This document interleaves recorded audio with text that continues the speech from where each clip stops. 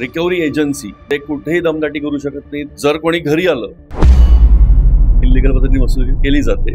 ज्यांनी लोन घेतलं त्याच्या मित्रांना, रिलेटिव्हजना, इव्हन आई वडिलांना पण फोन करण्याचा कुठलाही अधिकार नाही. आरबीआय कस्टमर फ्रेंडलीच आहे. बॉरोवरनी पे नाही केले पैसे तर बँक गॅरेंटरची प्रॉपर्टी ही आधी अटॅच करू शकते. सारफेसी हा सगळ्यात फास्ट कायदा आहे. 13(2) नोटीस म्हणजे सारफेसीच्या सेक्शन 13(2) नोटीस.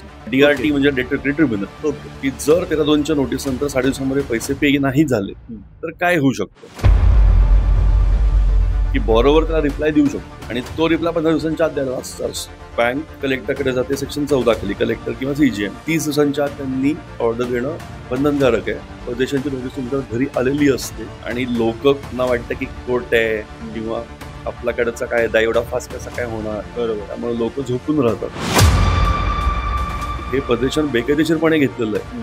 तर पदेशन इमिजिएटली रिस्टोर करायचा पण अधिकार आहे DRT कोर्टाला. ज्यांनी लोन घेतलेला आहे त्यांनी काही प्रॉपर्टी त्याच्या वारसामध्ये सोडलेली असेल तर त्या प्रॉपर्टीवरती बँकेचा अधिकार राहतो. शेवटचा EMI जेव्हा पे केला, ह्यापेक्षा महत्वाचं म्हणजे नो ड्यू सर्टिफिकेट घ्यायला पाहिजे. किंगफिशरचा लोगो 500 करोडला दिलाय. कोणीही रस्त्यावरती येणं, लोन घेतलाय म्हणजे रिपे करायचं. पण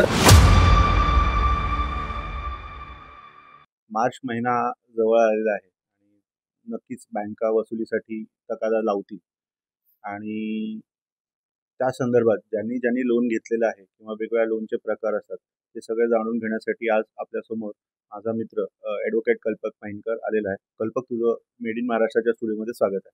थँक्यू यशांक. मेड इन महाराष्ट्रामध्ये मला बोलवल्याबद्दल सगळ्यात पहिल्यांदा मी तुझा आभारी आहे. आणि लेट्स स्टार्ट. सो जसं मी सांगितलं की मार्च महिना येतोय आणि लोन वगैरे बऱ्याचशा लोकांनी घेतलेले असतात. तर बेसिकली लोनचे काय प्रकार असतात आणि कसे असतात? आता लोनचा सगळ्यात बेसिक प्रकार बघायचं झालं तर दिवसामधनं सगळ्यांनाच 2-3 फोन तरी येतात की तुम्हाला पर्सनल लोन पाहिजे का, ज्यामध्ये आपल्याला सांगितलं जातं की तुम्ही फक्त पॅन कार्ड आणि आधार कार्डचे डिटेल्स प्रोव्हाइड करा आणि तुम्हाला 3 लाखपर्यंत 5 लाखपर्यंत इमिजिएटली प्री अप्रूव्ड लोन्स मिळतील. हे फक्त NBFC फोन करत नाहीत. NBFC म्हणजे नॉन बँकिंग फायनान्शियल कंपनीज. हे आपल्याला वेगळ्या वेगळ्या बँकांचे पण फोन येतात आणि ह्या वेळेला लोक बऱ्याच वेळेला फसतात. कारण हे लोन युजली ज्याला पैशांची गरज आहे तो माणूस लगेचच म्हणतो की चला 5 मिनिटांमध्ये आपल्याला लोन मिळतंय, आपण अप्लाय करू आणि लोन मिळणार. पण ह्यामध्ये रेट ऑफ इंटरेस्ट किती आहे, किती टाईमसाठी आहे, इन्स्टॉलमेंट्स कशा आहेत, जर कुठली इन्स्टॉलमेंट नाही पे करू शकला तर त्याच्यामध्ये पेनल्टी किती आहे, ह्याबद्दल आपण काहीच एन्क्वायरी करत नाही आणि ह्याचाच गैरफायदा युजली घेतला जातो. सो ह्या टाईपच्या लोनला म्हणतात पर्सनल लोन्स. आता हे पर्सनल लोन किंवा इव्हन क्रेडिट कार्ड बँका आपल्याला इश्यू करतात. सो क्रेडिट कार्डमध्ये पण लिमिट असतं. सो ते लिमिट मॅक्सिमम जितकं यूज झालं तितकं पहिले 45 किंवा 49 दिवस फ्री आपण वापरू शकतो. पण जसे ते दिवस संपतात आणि जर रिपेमेंट नाही झालं तर त्यावेळेलाही साधारण 24 ते 36% आपल्याला रेट ऑफ इंटरेस्ट लागतो. सो हा रेट ऑफ इंटरेस्ट आणि सावकारीमधला रेट ऑफ इंटरेस्टमध्ये काही फार फरक नाहीये. म्हणूनच रेट ऑफ इंटरेस्ट हा असल्यामुळेच हा लोन पुश केली जाते का लोकांवर, अनवॉन्टेड लोकांना दिली जाते का? बरोबर. कारण युजली छोट्या अमाऊंटचे लोन असाच माणूस घेतो की ज्याला पैशांची गरज आहे आणि इंग्लिशमध्ये आपण म्हणतो हँड टू माउथ, की जो दिवसाचा कमवतो आणि त्या दिवसामध्ये त्याचं इन्कम संपतं. तर अशा माणसाला माहिती असतं की मला पुढच्या 2 महिन्यामध्ये, 1 महिन्यामध्ये, 1 आठवड्यामध्ये थोडे जास्ती पैसे मिळणार आहेत आणि आत्ता मला पैशांची गरज आहे. त्यामुळे ते पैसे येतील तेव्हा हे आत्ता लोन घेऊन तात्पुरती मी माझी गरज भागवीन आणि ते पैसे तिकडे पे करीन. पण हे झालं हँड टू माउथच्या केसमध्ये. पण जे लोक क्रेडिट कार्ड वापरतात म्हणजे ऑब्व्हियसली ते चांगले सुशिक्षित असणार आहेत, कुठे चांगला जॉब करत असणार आहे किंवा व्यवसाय करत असणार आहेत आणि त्यांना जेव्हा अशी अनवॉन्टेड लोन दिली जाते किंवा त्यांनी घेतात, ते कसं वर्कआउट होतं मग? सगळ्यात पहिल्यांदा क्रेडिट कार्ड ह्या आधी कदाचित 15 वर्ष आधी फक्त रिच क्लास वापरायचा. आज क्रेडिट कार्ड हे सामान्य माणसापासून अगदी क्रिमी लेअर पर्यंत सगळेजण वापरतात. पण ह्यामध्ये क्रेडिट कार्ड बँका देताना इतके जास्त बेनिफिट्स ह्यासाठी देतात की त्यांना असं लोकांना सवय लावायची आहे क्रेडिट कार्ड वापरायची आणि त्या सवयीमुळं एकदा तुला सवय लागली, कारण माझे कितीतरी सॅलरीड मित्र आहेत की जे प्रत्येक महिन्याची सॅलरी आली की आधी त्यांचं क्रेडिट कार्ड बिल पे करतात आणि त्यांची सॅलरी ऑलमोस्ट नील होते, इन्व्हेस्टमेंट्स करतात, अकाउंटमध्ये पैसे राहत नाहीत आणि पुढचा महिना क्रेडिट कार्डवरती चालू राहतो. सो ह्यामध्ये जर आपलं 1 महिन्याचं इन्कम खंडित झालं किंवा थांबलं तर काय, ह्याचं उत्तर बऱ्याच वेळेला नसतं लोकांकडे. आणि जसं तुम्हाला क्रेडिट कार्डवरती 24 ते 36% रिटर्न जेव्हा असतो, EMI म्हणजे महिन्याचा 2% झाला, 3% झाला. सो असं असताना ते 45 दिवस किंवा 49 दिवस जर पेमेंट नाही झालं तर जी इंटरेस्ट तर लागतोच, त्यासोबत पेनल्टी पण लागते. आणि पेनल्टी लागल्यानंतर ती पेनल्टी कॅन्सल करून घेण्यासाठी जी प्रोसेस आहे ती पण खूप इझी नाहीये. म्हणजे ओम्बुड्समन हा सेंट्रल गव्हर्नमेंटनी आता खूप ऍड केली की ओम्बुड्समन आहे, पण माझ्या वैयक्तिक अनुभवामध्ये तरी वकील म्हणून ओम्बुड्समन ही खूप क्विक रेमेडी नाहीये. कारण एकतर ते ऑनलाईन जरी असलं तरी त्याची डेट पटकन मिळत नाही. माझे कितीतरी पक्षकार आहेत की ज्यांनी स्वतःहून कंप्लेंट केल्या आणि त्या 2-2, 4-4 महिने झाले अजून हिअरिंगला पण लागलेले नाहीयेत किंवा त्याचा उलटा रिप्लाय पण आलेला नाहीये की त्याची फर्स्ट डेट कधी लागणार. आणि तोपर्यंत जर तुम्ही पे करायचं थांबलात तर रेट ऑफ इंटरेस्ट हा वाढतच जातो. म्हणजे कितीतरी NBFC आहेत की ज्या 3,000, 5,000 पासून डिस्बर्समेंट करतात रुपीच्या लोनची. आता ही तर खूपच कमी झाली. 3 लाख 5 लाख जरी आपण घेतलं आणि 2 वर्षासाठी जरी घेतलं तरी 2 वर्षाच्या शेवटी आपण जवळजवळ दुप्पट अमाऊंट पे करतो. मग खरंच आपल्याला ह्या पैशांची गरज आहे का, किंवा हे क्विक लोन्स हे खरंच तेवढे फायदेदायी आहेत का, किंवा हे क्विक लोन्स हे कमी रेट ऑफ इंटरेस्ट मध्ये आहेत का, हा विचार आपण करायला पाहिजे. आणि ह्यामध्येच NBFC किंवा वेगळ्या वेगळ्या बँका गैरफायदा घेत आहेत. ओके, पण हा झाला क्विक लोन्स घ्यायला पाहिजेत का नाही वगैरे, ठीक आहे. चला, आता मी लोन घेतली आणि समहाऊ रिझन मी ते रीपे करू शकत नाही किंवा माझा काहीतरी अडथळा आलाय त्या पेमेंट करताना, मग ह्या कंपनीज किंवा बँका काय करतात? त्याला कुठलीही प्रॉपर्टी मॉर्गेज नाही, त्याला गॅरंटी कुठलीही नाही. त्याच्यामुळे त्याची रिकव्हरी प्रोसेस ही बँकांसाठी त्रासदायक आहे. त्यामुळे बँका कोर्टामध्ये जात नाहीत. युजली बँका रिकव्हरी एजंटकडनं ते काम करून घेतात. ज्यावेळेला तुम्हाला दिवसामधनं 5-5, 10-10, 15-15, 50-50 वेळेला फोन येतात. आता याचं एक एक्झाम्पल सांगतो. कोविडच्या वेळेला बऱ्याच लोकांचे जॉब्स गेले, त्यामुळे जो डेफिसिट तयार झाला त्यावेळेला अशा बँकांनी, NBFCनी क्रेडिट कार्ड किंवा असे क्विक लोन्स द्यायला सुरुवात केली. सो माझ्याकडे एक मुलगी आली होती, ती जस्ट तिने जॉब चालू केला होता. मेघालयची ती होती आणि तिचे वडील मेघालयामध्ये स्वीपिंग जॉब करायचे, म्हणजे कन्स्ट्रक्शन वर्क आणि त्याच्या साईडला जो लेबर वर्क.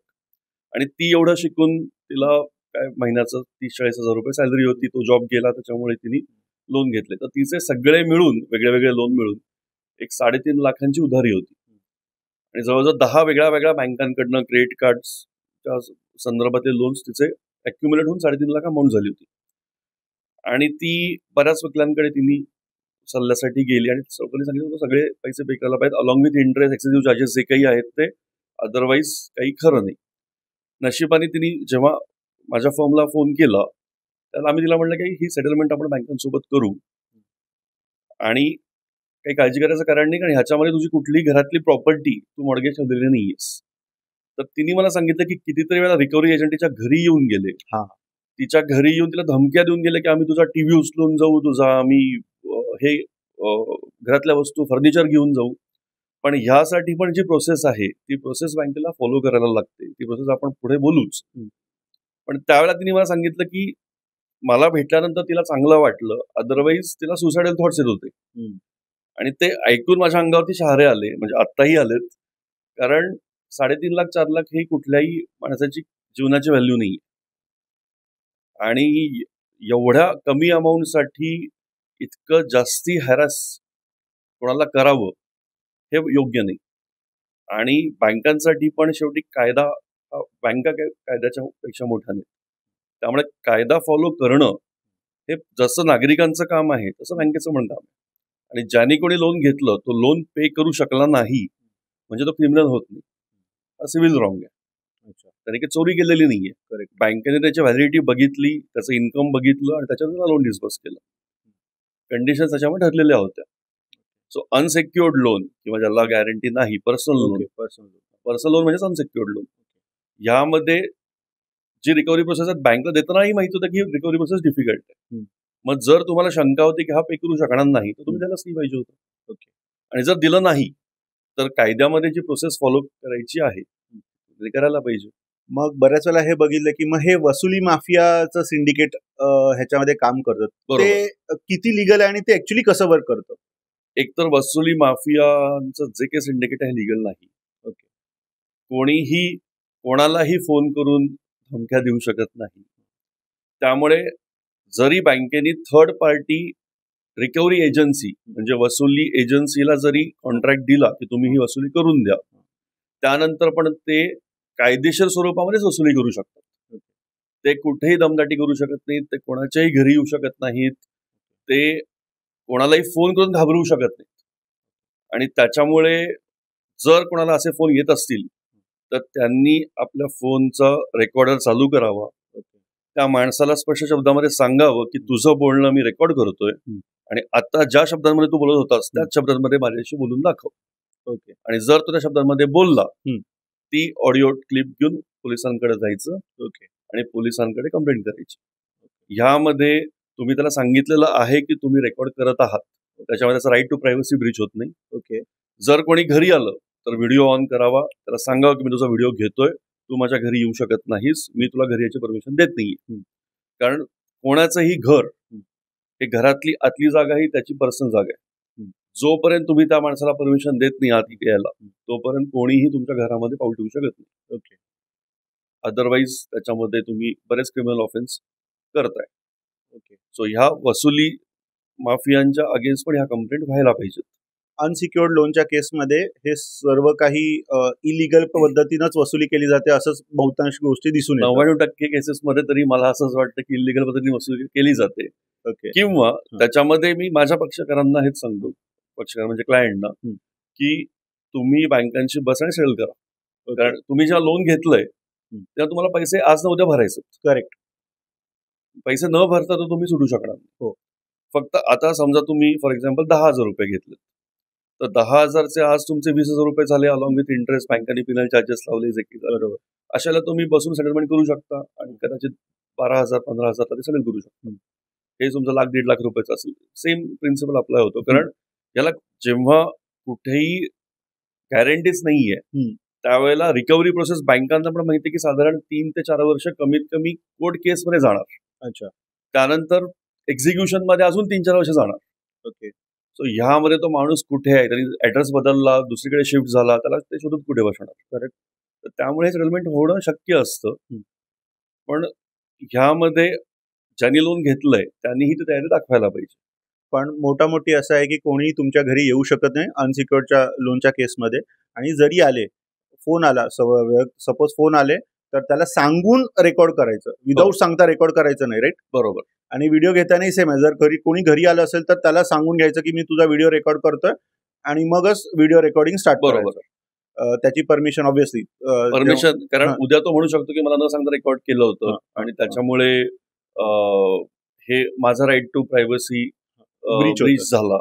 ओके. आणि आता हे टेपिंग होत नाही ऍक्च्युली. कारण टेपिंग म्हणजे कसं तू आणि मी बोलतोस आणि कोणीतरी थर्ड पर्सन आपल्याला न सांगता टेप करत. राईट. सो जर मी तुला फोन केलाय तर मला माहितीये मी तुला फोन केलाय, तुला माहितीये मी फोन केलाय.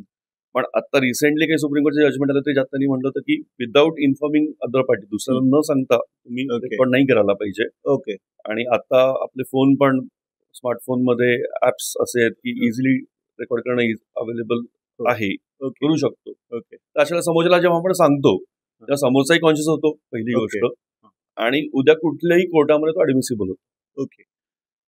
आता अशा केसेसमध्ये वेगवेगळ्या नंबर्सवर कॉल होत राहतात. म्हणजे ते कॉल सेंटर्समध्ये आहेत, वेगवेगळ्या नंबरला दिवसाला 5-5, 10-10 वेळा कॉल्स येतात. ह्याची काही बंद करायची प्रोसिजर आहे का, किंवा काय होतं का? कारण की प्रत्येक वेळी वेगवेगळा माणूस फोन करतो, वेगवेगळ्या प्रत्येकाला एकच गोष्ट, मग दिवसभर हेच करायचं का माणसाने? ऍक्च्युली प्रॉब्लेम हाच आहे की हे थांबवायचं कसं, हा सगळ्यांसमोर खूप मोठा प्रश्न असतो. तर आम्ही तर युजली लिगल नोटीस पाठवतो त्यावेळेला ज्या ज्या लोकांनी फोन केले त्या सगळ्यांचे नावं, फोन नंबर हे त्या कंपनीच्या कस्टमर आयडी वरती मेन ऑफिसमध्ये, ब्रांच ऑफिस ज्यांनी लोन डिस्बर्स केले आणि जर रिकव्हरी एजन्सीचं नाव माहिती असेल तर त्यांच्या ऍड्रेसवरती पाठवून देतो. आणि आम्ही त्याच्यामध्ये हेच लिहितो की तुम्ही आम्ही सगळ्यांच्या विरुद्ध ही ऍक्शन घेऊ आणि तुम्ही या सगळ्यांकडनं फोन बंद करा. आता रिकव्हरी एजन्सीकडे काय असतं, त्यांच्याकडे कदाचित 500,000 वेगळे वेगळे फोन नंबर असतात, त्या वेगळ्या वेगळ्या नंबरकडनं फोन केले जातात. त्यामुळे बऱ्याच वेळेला आपण जरी फोन नंबर बदलला तरी पण काय त्यांच्याकडे हॅक असतात मला पण माहिती नाही एक्झॅक्टली, पण ते एकतर आपल्या फ्रेंड्सना फोन करायला सुरुवात करतात किंवा आपला नवीन नंबर कुठून तरी ट्रेस करतात. एकतर ज्यांनी लोन घेतलं त्याच्या मित्रांना, रिलेटिव्हजना, इव्हन आई वडिलांना पण फोन करायचा कुठलाही अधिकार नाही. कारण प्रत्येक जण ज्यांनी लोन घेतलेलं आहे यांनी इंडिपेंडंट कॅपॅसिटीमध्ये लोन घेतलंय, पर्सनल कॅपॅसिटीमध्ये. सो त्याच्या आई वडिलांना, बायकोला, खास मित्रांना, दूरच्या नातेवाईकांना कोणालाही फोन करू शकत नाही. हे फोन करणं ही डिफॉर्मेशन होऊ शकतं. ओके, सो माझा हाच प्रश्न होता की बऱ्याचशा केसेसमध्ये किंवा माझ्या एका मित्राच्या केसेस त्यानं पर्सनल लोन घेतला होता आणि समहाऊ मी त्याचा मित्र असल्यामुळे त्यानं मला कॉल आला की हा तुमचा मित्र आणि तुम्ही त्याला लोन भरायला सांगा, नाही तर मी तुम्हाला सांगा वगैरे, किंवा त्याच्या नातेवाईकांना असं होतं आणि काय म्हणतात त्याचं कॅरेक्टर कमी करण्याचा प्रकार, असेसिनेशन वगैरे होतं. मग ह्याच्यामध्ये गव्हर्नमेंटनं काहीच रूल्स आणि कायदा केला नाहीये का? ऍक्च्युली आरबीआय वेळोवेळी नोटिफिकेशन काढत असते की हे एनबीएफसी आणि बँकांनी करायला नाही पाहिजे. आणि जर आतापर्यंत मी जेव्हा कधी आरबीआयचं नोटिफिकेशन येतं नवीन ते बघतो तेव्हा हे कस्टमर फ्रेंडलीच असतं. पण आरबीआयला पण माहिती आहे की सगळ्यात जास्ती पॉसिबिलिटी कुठलाही लॉ तोडायची जर असेल तर ते बँकांनी आहे, कारण ती एक पूर्ण ऑर्गनाइज सिस्टीम आहे. करेक्ट. एक इंडिव्हिज्युअलला किती कायदा माहिती असेल आणि एक बँकेला किती कायदा माहिती असेल, राईट, यामध्ये ऑब्व्हियसली बँकेच्या लोकांना जास्त माहिती असतो, कारण त्यांच्याकडे लीगल डिपार्टमेंट असतं, रिकव्हरी ऑफिसर असतात, त्यांच्याकडे पूर्ण प्रोसेस सेट असते. सो अशा वेळेला अजून तरी आरबीआय कस्टमर फ्रेंडलीच आहे, पण हे नोटिफिकेशन लोकांना माहिती नसतात, हे आपलं दुर्दैव आहे. ओके. आणि त्यामुळे हे नोटिफिकेशन आपण आरबीआय साईटवरती जाऊन पण बघू शकतो, जे हिंदी आणि इंग्लिश दोन्ही लँग्वेजमध्ये असतात. ओके. आणि तसं नसेल तर कुठल्या तरी चांगल्या वकिलाचा सल्ला घ्यावा आणि त्यानंतरच पुढे काय काय कारवाई करायची ती करावी. ओके. अजून एक असा क्वेश्चन आहे की आजकाल अशा बऱ्याचशा ऍप्स आल्यात, मायक्रो फायनान्स ज्याला आपण आजकाल म्हणतो, की ऍप डाउनलोड करा आणि तुम्हाला 3,000 आणि 5,000 रुपयाच्या लोन एका क्लिकमध्ये विदिन अ मिनिट और विदिन अ 2 मिनिट्स हे मिळतात. हे खरंच रेग्युलाइज आहे का? हे आरबीआय अप्रूव्ड असतं का? आणि ते कसं सुरू असतं? मायक्रो फायनान्स हे एनबीएफसी खालीच येतं मोस्टली, आणि कोविड टाइममध्ये ह्या कंपन्यांचा एकदम बूम झाला, त्यावेळेला ह्याच्यावरती नोटिफिकेशन खूप कमी होते. आरबीआय गव्हर्नन्स जास्ती नव्हता, पण जर आता आपण बघितलं मागच्या 1.5 वर्षामध्ये आरबीआयने त्याबद्दलही खूप स्ट्रिक्ट रूल्स केलेले आहेत. आणि त्यामुळे जर तुम्ही मायक्रो फायनान्स मध्ये उतरत असाल, जर मी चुकत नसेल तर तुमचं 300 कोटीची बँक, तुमच्याकडे 300 कोटीचे पैसे पाहिजेत बँकेमध्ये, असेट्स नाही. तुमच्याकडे 300 कोटी हे बँकेमध्ये असायला पाहिजे, तर तुम्ही ती फायनान्स कंपनी उघडू शकता. ओके. ह्या प्रकारे त्यांचे रेग्युलेशन्स आहेत. ओके. 300 कोटी किंवा 100 कोटी, मी आता एक्झॅक्ट शुअर नाही अमाऊंट किती आहे, पण म्हणजे कोणीही आला आणि चालू केलं मायक्रो फायनान्स असं होत नाही. कारण फायनान्स हे एक रोटेशन मध्ये चालू असतं, आणि त्यामध्ये जर तुम्ही पैसे देत असाल आणि जरी बॅड डेट्स झाले लोनचे, तरी पण तुम्ही ती कंपनी लॉंग रन मध्ये चालू ठेवण्याला समर्थ असायला पाहिजे, म्हणून हे नॉर्म्स आहेत. ठीक आहे, हा त्यांच्याकडून झाला. पण आता ह्याच्यामध्ये सपोज एक व्यक्ती हा मी आरबीआय अप्रूव्ड लोन मधून घेतो का नाही घेतो हे कसं कळतं, किंवा असं किती सिक्युअरली राहायला पाहिजे एकानं अशा लोन घेताना? इव्हन जर आपण लोन घेताना अबाउट मी हे टाकणं कंपल्सरी आहे प्रत्येक ऍपसाठी. ओके. त्या ऍपमध्ये जाऊन पण आपण बघू शकतो की यांना आरबीआयने कुठलं लायसन्स दिलेलं आहे, आणि तो लायसन्स नंबर पण नमूद केलेला असतो. ओके. त्यावरनं आपल्याला कळतं. प्लस आपण आरबीआयच्या साईटवरती जाऊन पण कुठल्या कुठल्या मायक्रो फायनान्स कंपन्यांना आरबीआयनी सँक्शन दिलेलं आहे किंवा अप्रुव्हल दिलेलं आहे हे जाऊन बघू शकतो. त्याची लिस्ट आरबीआयच्या साईटवरती आपल्याला मिळते. ती बँकांची पण मिळते, एनबीएफसीची पण मिळते. ओके. सो ह्या पद्धतीने, आणि ती प्रत्येक वर्षी आरबीआय इश्यू करत असते. ओके. हा झाला एकंदरीत सगळा प्रकार होता तो पर्सनल लोन किंवा अनसिक्युअर्ड मध्ये. बरोबर. आता जेव्हा सिक्युअर्ड लोन होतात ते कसं होतं? सो बेसिकली बऱ्याच वेळेला आता आपल्या मित्रांच्या फोन येतात ना, रे अरे माझा जामीनदार हो, किंवा हे हा सगळा काय प्रकार आहे? बरोबर. आता सगळ्यात पहिल्यांदा सेक्युअर्ड लोन जर बघायचं झालं तर पहिलं असतं हे कॅश क्रेडिट, म्हणजे आपण धंद्यासाठी रोटेशन मध्ये पैसे टाकतात म्हणून सीसी घेतो किंवा ओव्हरड्राफ्ट घेतो किंवा हाऊसिंग लोन घेतो किंवा लोन अगेन्स्ट प्रॉपर्टी घेतो. मेन सेक्युअर्ड लोनचे हे प्रकार आहेत. Okay. So loan against property पण आपण बेसिकली मला धंद्यासाठी पाहिजे किंवा मला व्यवसायासाठी पाहिजे किंवा कोणाला दुसरी प्रॉपर्टी घेण्यासाठी पाहिजे, सो त्यासाठी घेतात. हाऊसिंग लोन हा एक प्रकार झाला. आता ह्या सगळ्यामध्ये गॅरेंटर्स बऱ्याच वेळेला बँक म्हणतात की कंपल्सरी आहे. करेक्ट. सो आधी गॅरेंटर्स बद्दल बोलायचं झालं तर गॅरेंटर्स बँक तेव्हा मागते ज्या वेळेला आपण दिलेली सेक्युरिटी ही कमी असते. म्हणजे समजा मी 100 रुपयाचं लोन घेतोय आणि जी मी सेक्युरिटी देतोय ती 50 रुपयाची आहे. त्याच्यामुळे जर मी लोन नाही पे केलं आणि बँकांनी माझी प्रॉपर्टी विकायला काढली तर 50 रुपये मिळणार आहेत. असं जर असेल तर बँक म्हणते की तुम्ही तुमचा कोणाला गॅरेंटर म्हणून उभं करा. मग तो मित्र असेल, रिलेटिव्ह असेल, फॅमिली मेंबर असेल, कोणी असेल. मग अशा वेळेला त्या गॅरेंटर्स मध्ये पण 2 प्रकार आहेत. तो पर्सनल गॅरंटी देतो, म्हणजे त्याचं प्रॉपर्टी कुठली स्पेसिफिकली नमूद केली जाते. ओके. किंवा त्याची पर्टिक्युलर प्रॉपर्टी जी 60 रुपयाची 70 रुपयाची आहे ती प्रॉपर्टी गॅरंटी ठेवली जाते आणि त्याची गॅरेंटर म्हणून तिकडे सही घेतली जाते. ओके. आणि त्याचं नाव सँक्शन लेटर मध्ये रजिस्टर्ड मॉर्गेज शीट मध्ये नमूद असतं त्याच्या प्रॉपर्टी सकट. कारण त्याची 60 रुपयाची प्रॉपर्टी, 70 रुपयाची प्रॉपर्टी, माझी 50 रुपयाची प्रॉपर्टी असे म्हणून 120 रुपये मी बँकेकडे तारण ठेवले आणि त्याच्या बदल्यामध्ये बँकेने मला 100 रुपयाचं लोन दिलं. सो जरी मी पैसे नाही पे केले तरी पण माझ्या दोन्ही प्रॉपर्ट्या विकून, माझ्या म्हणजे माझी आणि गॅरेंटरची, बँकेला पूर्ण 100 रुपये मिळतील याची व्यवस्था बँक करते. सो त्यामुळे पर्सनल गॅरंटी किंवा गॅरंटी देताना खरंच तो आपला चांगला मित्र असेल आणि तुम्हाला गॅरंटी असेल की हा पैसे पे करणार आहे, अशा वेळेलाच गॅरेंटर म्हणून उभं राहावं. ओके. आधी गावं छोटी होती, राईट, लोक रिलेशनला जास्ती महत्व द्यायचे.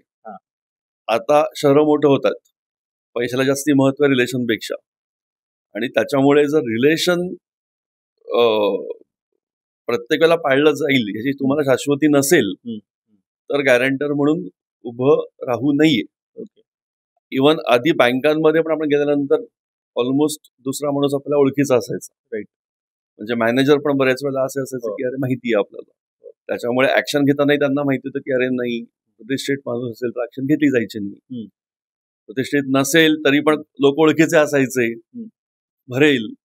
त्याचबरोबर समाजामध्ये आपलं नाव खराब होईल ही पण एक भीती असायची. पण शहरं जशी मोठं होतात तसं ह्या गोष्टी कमी होत आहेत आणि कुठेतरी बँकाही त्याच्याकडे फक्त वसुली म्हणून बघतायत. मग जर एखाद्याने प्रॉपर्टी दिलेली असेल काय, आता माझ्याकडे एक रिसेंट केस सांगतो म्हणजे अजून थोडंसं आपल्याला कळेल. माझे एक क्लायंट आहेत, त्यांनी फॅक्टरीसाठी लोन घेतलं, लोन अगेन्स्ट प्रॉपर्टी. आधी त्यांचं सीसी होतं, 2014 मध्ये त्यांनी कॅश क्रेडिट घेतलं. साधारण 3-3.5 करोडचं ते सीसी होतं. त्यांनी 2-3 वर्ष पे केलं. मग त्यांच्याकडे मोठी ऑर्डर आली म्हणून त्यांनी सांगितलं की आम्ही 9 करोडचं सीसी घेतो, पण आधी तुम्ही जे माझे फॅक्टरी प्रेमायसेस जी खूप कमी ठेवली आहे, म्हणजे त्यावेळेला 2014 मध्ये जेव्हा लोन घेतलं त्यावेळेला 1/3 फॅक्टरी प्रेमाइस मॉर्गेज ठेवली होती आणि सगळे डिरेक्टर्सचे फॅमिली मेंबर्स जे कोणी होते त्यांची घरं मॉर्गेज ठेवली होती. ओके. 2014 मध्ये जे कॅश क्रेडिट घेतलं होतं 3.5 करोडचं. मग 2017 मध्ये जेव्हा नवीन लोनची गरज पडली 9 करोडची, तेव्हा यांनी सांगितलं बँकेला की आमच्या तुम्ही बँकेत जे कंपनीचं जे प्रेमायसेस आहे त्याचं व्हॅल्युएशन करा. त्याचं व्हॅल्युएशन साधारण 20-22 कोटी आहे. अच्छा. आणि आम्हाला 9 कोटीची रिक्वायरमेंट आहे. त्याच्यामुळे आमच्या बाकीचे जे कोणी रिलेटिव्ह आहेत त्यांच्या प्रॉपर्टी सोडून द्या. बरोबर. आता बँकेनी लोन द्यायच्या आधी 9 करोडचं त्याचं व्हॅल्युएशन केलं. ते व्हॅल्युएशन साधारण 19 करोड बँकेच्या पेपरवरती आहे. ओके. त्यामुळं बँकेनी ह्यांच्या प्रॉपर्टी ऍड नाही केल्या. बरोबर. सँक्शन लेटरमध्ये त्याच्यानंतर मॉर्गेज डीडमध्ये गॅरेंटरच्या प्रॉपर्ट्या नाहीत, गॅरेंटरची नावं नाहीत, नावही नाहीत, गॅरेंटरच्या सह्या पण नाहीयेत. ओके. फक्त फॅक्टरीची प्रिमाइस तेवढीच मेन्शन केली आहे जी पूर्ण प्रिमाइस आहे. आधीच्या लोनला 1/3 होती, या लोनला पूर्ण आहे. आता ह्या वेळेला जेव्हा लोन नाही पे करू शकले त्यावेळेला ह्यांनी बँकेकडे अप्लाय केला की आम्ही नाही पे करू शकत आहे, तुम्ही आमची पूर्ण फॅक्टरी प्रेमाइस घेऊन टाका, कारण आम्हाला फॅक्टरी चालवता पण येत नाहीये. फॅक्टरी प्रेमाइसेसची व्हॅल्यू खूप जास्ती आहे आणि कायद्याप्रमाणे समजा बँकेने ते 19 करोडची प्रॉपर्टी जर 19 करोडला विकली असती, 9 करोड आउटस्टँडिंग होते, असं आपण समजू 2 मिनिटं, तर 10 करोड यांना परत यायला पाहिजे. करेक्ट. कारण बँकेला जेवढे आउटस्टँडिंग आहे तेवढीच बँक घेऊ शकते, बाकीचे पैसे बँकेने परत द्यायला पाहिजे. करेक्ट. बँकेने ती प्रॉपर्टी एक वर्ष आपल्याकडे ठेवली ओके. आणि एका वर्षानंतर जुनं लोन दाखवून 2014चं गॅरेंटर्सच्या अगेन्स्ट रिकव्हरी चालू केली. अच्छा. आता ह्यामध्ये ह्यांची चूक काय झाली, 2014चं जेव्हा लोन यांनी क्लोज केलं आणि 19चं लोन घेतलं, तर 14चं लोन इकडे सेटल झालं. 19च्या लोन मध्ये, 17च्या लोन मध्ये तो 3.5 करोडचं जे लोन होतं ते समजा 2.5 करोड राहिलं असेल त्यावेळेला, हे 2.5 करोड त्या 9 करोड मध्ये सेटल झाले आणि साधारण किती 6.5 डिस्बर्समेंट झाली. करेक्ट. बरोबर. आता त्यावेळेला ह्या गॅरेंटर्सनी नो ड्यू सर्टिफिकेट घ्यायला पाहिजे होतं, ते घेतलं नाही. करेक्ट. आता त्यासाठी वकिलांचा सल्ला महत्वाचा असतो, पण हे कुठल्या वकिलांकडे गेले नाही, त्यांनी कुठला कायदेशीर सल्ला घेतला नाही. ओके. त्याच्यामुळे सगळ्यात पहिल्यांदा कोर्ट हे म्हणलं की तुम्ही नो ड्यू सर्टिफिकेट दाखवा, किंवा मॉर्गेज जेव्हा तुम्ही क्लोज करता त्यावेळेला तुम्ही क्लोजर ऑफ मॉर्गेज किंवा रिलीज ऑफ मॉर्गेज ह्या पद्धतीचं काहीतरी एक डॉक्युमेंट रजिस्टर करून घेतात बँका. ओके. आणि हे बँकांना काही करायचं नसतं, आणि आपल्याला मागे लागायला लागतं. ओके. कारण बँकांसाठी लोन पैसे आले पाहिजे, त्यांचा मुद्दा संपला. Correct. So at least no due तरी घ्यायला पाहिजे, जे त्यांनी घेतलं नाही. आणि लोन जरी 14चं इकडे सेटल झाला म्हणजे काय, हे लोन क्लोज झालं आणि दुसरं लोन डिस्बर्स झालं, पण आता ती प्रोसेस त्याच्यामुळे चालू आहे. आणि ह्यामुळे जे डिरेक्टर्स आहेत, म्हणजे यांना इनफॅक्ट हायकोर्टने प्रश्न विचारला की तुम्ही डिरेक्टर आहात, तुम्ही कंपनीशी रिलेटेडच आहात, तर त्यावेळेला हायकोर्टमध्ये यांनी हेच उत्तर दिलं की जर आम्ही तिसरा पर्सन असतो कोणी, तर आम्ही मॉर्गेजर म्हणून उभेच राहिलो नसतो, किंवा आम्ही गॅरेंटर म्हणून उभे राहिलो नसतो. करेक्ट. आम्ही थर्ड पर्सन तिराहित माणसापेक्षा तुमच्या प्रॉपर्टीला उभे राहतील मॉर्गेज द्यायला किंवा गॅरंटी म्हणून त्यांची घर द्यायला. आता सुप्रीम कोर्टमध्ये केस पेंडिंग आहे, तर बघू काय होतं त्याचं. ओके. म्हणजे त्याच्यामुळे कायद्याचं नॉलेज असणं किंवा ऍटलिस्ट व्यवस्थित वकिली सल्ला घेणं हे त्यासाठी महत्वाचं आहे. सो हे झालं. आपण सॉरी थोडं जास्ती ताणला याच्यामध्ये विषय. गॅरेंटर हे उभं राहावं का नाही राहावं. राईट. सो म्हणजे ह्यावरनं जरी आपण गॅरेंटर असू तरी आपली रिस्पॉन्सिबिलिटी कमी नाही झालेली हे आपण समजायला पाहिजे. ओके.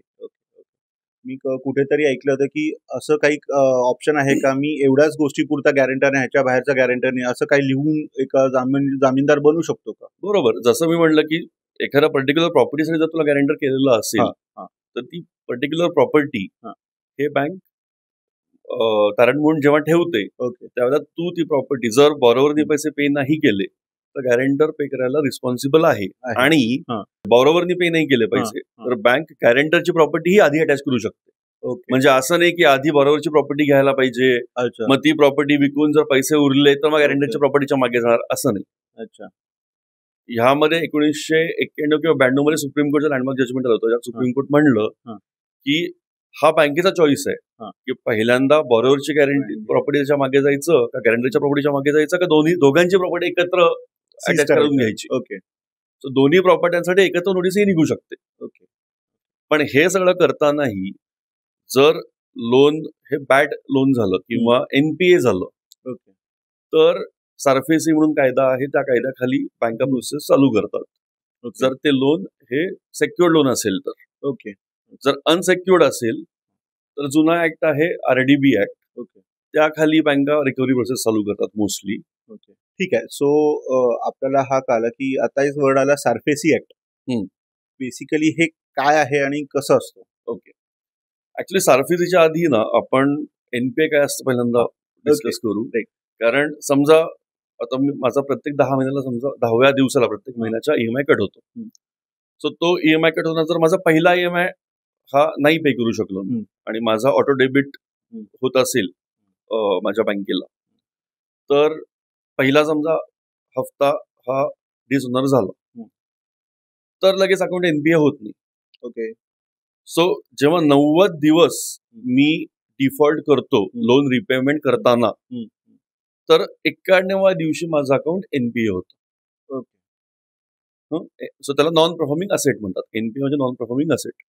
सो 91 म्हणजे 91व्या दिवशी. माझा पहिला 10 तारखेच्या पुढे 3 महिने. तर ते 3 महिने संपले की 91व्या दिवशी अकाउंट एनपीए झालं. आता ह्यामध्ये अजून एक महत्वाचं आहे की समजा माझं 2-3 अकाउंट असतील, 2 अकाउंट, माझं एक अकाउंट एनपीए झालं तर माझे सगळे अकाउंट एनपीए होणार. अच्छा. म्हणजे समजा माझं एक अकाउंट आहे ज्याच्यामध्ये 1 लाख रुपये साठी मी घेतलंय, दुसरे लोन आहे ज्याच्यामध्ये मी 5 लाख घेतले, तिसरं लोन आहे 50 लाखांचं. सो माझं 1 लाखाचं लोन जरी डिफॉल्ट झालं तरी पण माझे तिन्ही पण लोन डिफॉल्ट मध्ये दिसतात आणि तिन्ही लोनच्या अगेन्स्ट बँक रिकव्हरी चालू करते किंवा चालू करू शकते. सो ह्याला आपण एनपीए म्हणतो. आणि सारफेसी कायदा. सो सारफेसिकली आता ह्यामध्ये तिन्ही लोन हे सेक्युर्ड अनसेक्युर्ड दोन्ही असू शकतात. सो जे सेक्युर्ड आहे त्याच्यासाठी सारफेसिकली प्रोसेस चालू होऊ शकते. अनसेक्युर्ड साठी पण सारफेसी आहे, सारफेसी नाही, त्याच्यासाठी आरडीबी ऍक्ट आहे किंवा जर 10 लाखांपेक्षा कमी असेल तर सिव्हिल कोर्ट आहे. पण जी रिकव्हरी प्रोसेस आहे ही बँका जेव्हा चालू करतात तेव्हा आपण आता सेक्युअर्ड लोन बद्दल बोलत असतो तर सारफेसी हा सगळ्यात फास्ट कायदा आहे. कारण जसं अकाउंट एनपीए होतं तसं bank immediately demand notice issue करते. डिमांड नोटीस म्हणजे त्याला सेक्शन 13(2) म्हणतात. 13(2) नोटीस हे प्रचलित म्हणताना आपण म्हणतो की सेक्शन 13(2) नोटीस आली आहे का. 13(2) नोटीस म्हणजे सारफेसीच्या सेक्शन 13(2) खालची नोटीस, ज्यामध्ये बँक सांगते की तुम्ही असं असं आमच्याकडे लोन घेतलेलं होतं, त्याचं एनपीएची डेट अशी अशी आहे, ती एनपीए होऊन आता इतके दिवस झालेत आणि म्हणून आम्ही तुम्हाला नोटीस पाठवतोय. आजपर्यंत तुमची आउटस्टँडिंग लायबिलिटी एवढी एवढी आहे, ही तुम्ही पुढच्या 60 दिवसांमध्ये भरा आणि जर भरलीत तर तुमचं लोन आम्ही क्लोज करू. आणि जर नाही भरलीत तर मग आम्ही आमची पुढची प्रोसेस चालू करू. ही नोटीस पाठवताना ती बँकेच्या ऑथराइज ऑफिसरनीच सही करायला पाहिजे. हे कायद्यांनी कंपल्शन आहे. हा मॅनेजर सही करू शकत नाही, वकील सही करू शकत नाही. ऑथराइज ऑफिसर म्हणजे चीफ मॅनेजर किंवा त्याच्यावरची पोस्ट असते. सो ते नोटीस पाठवू शकतात.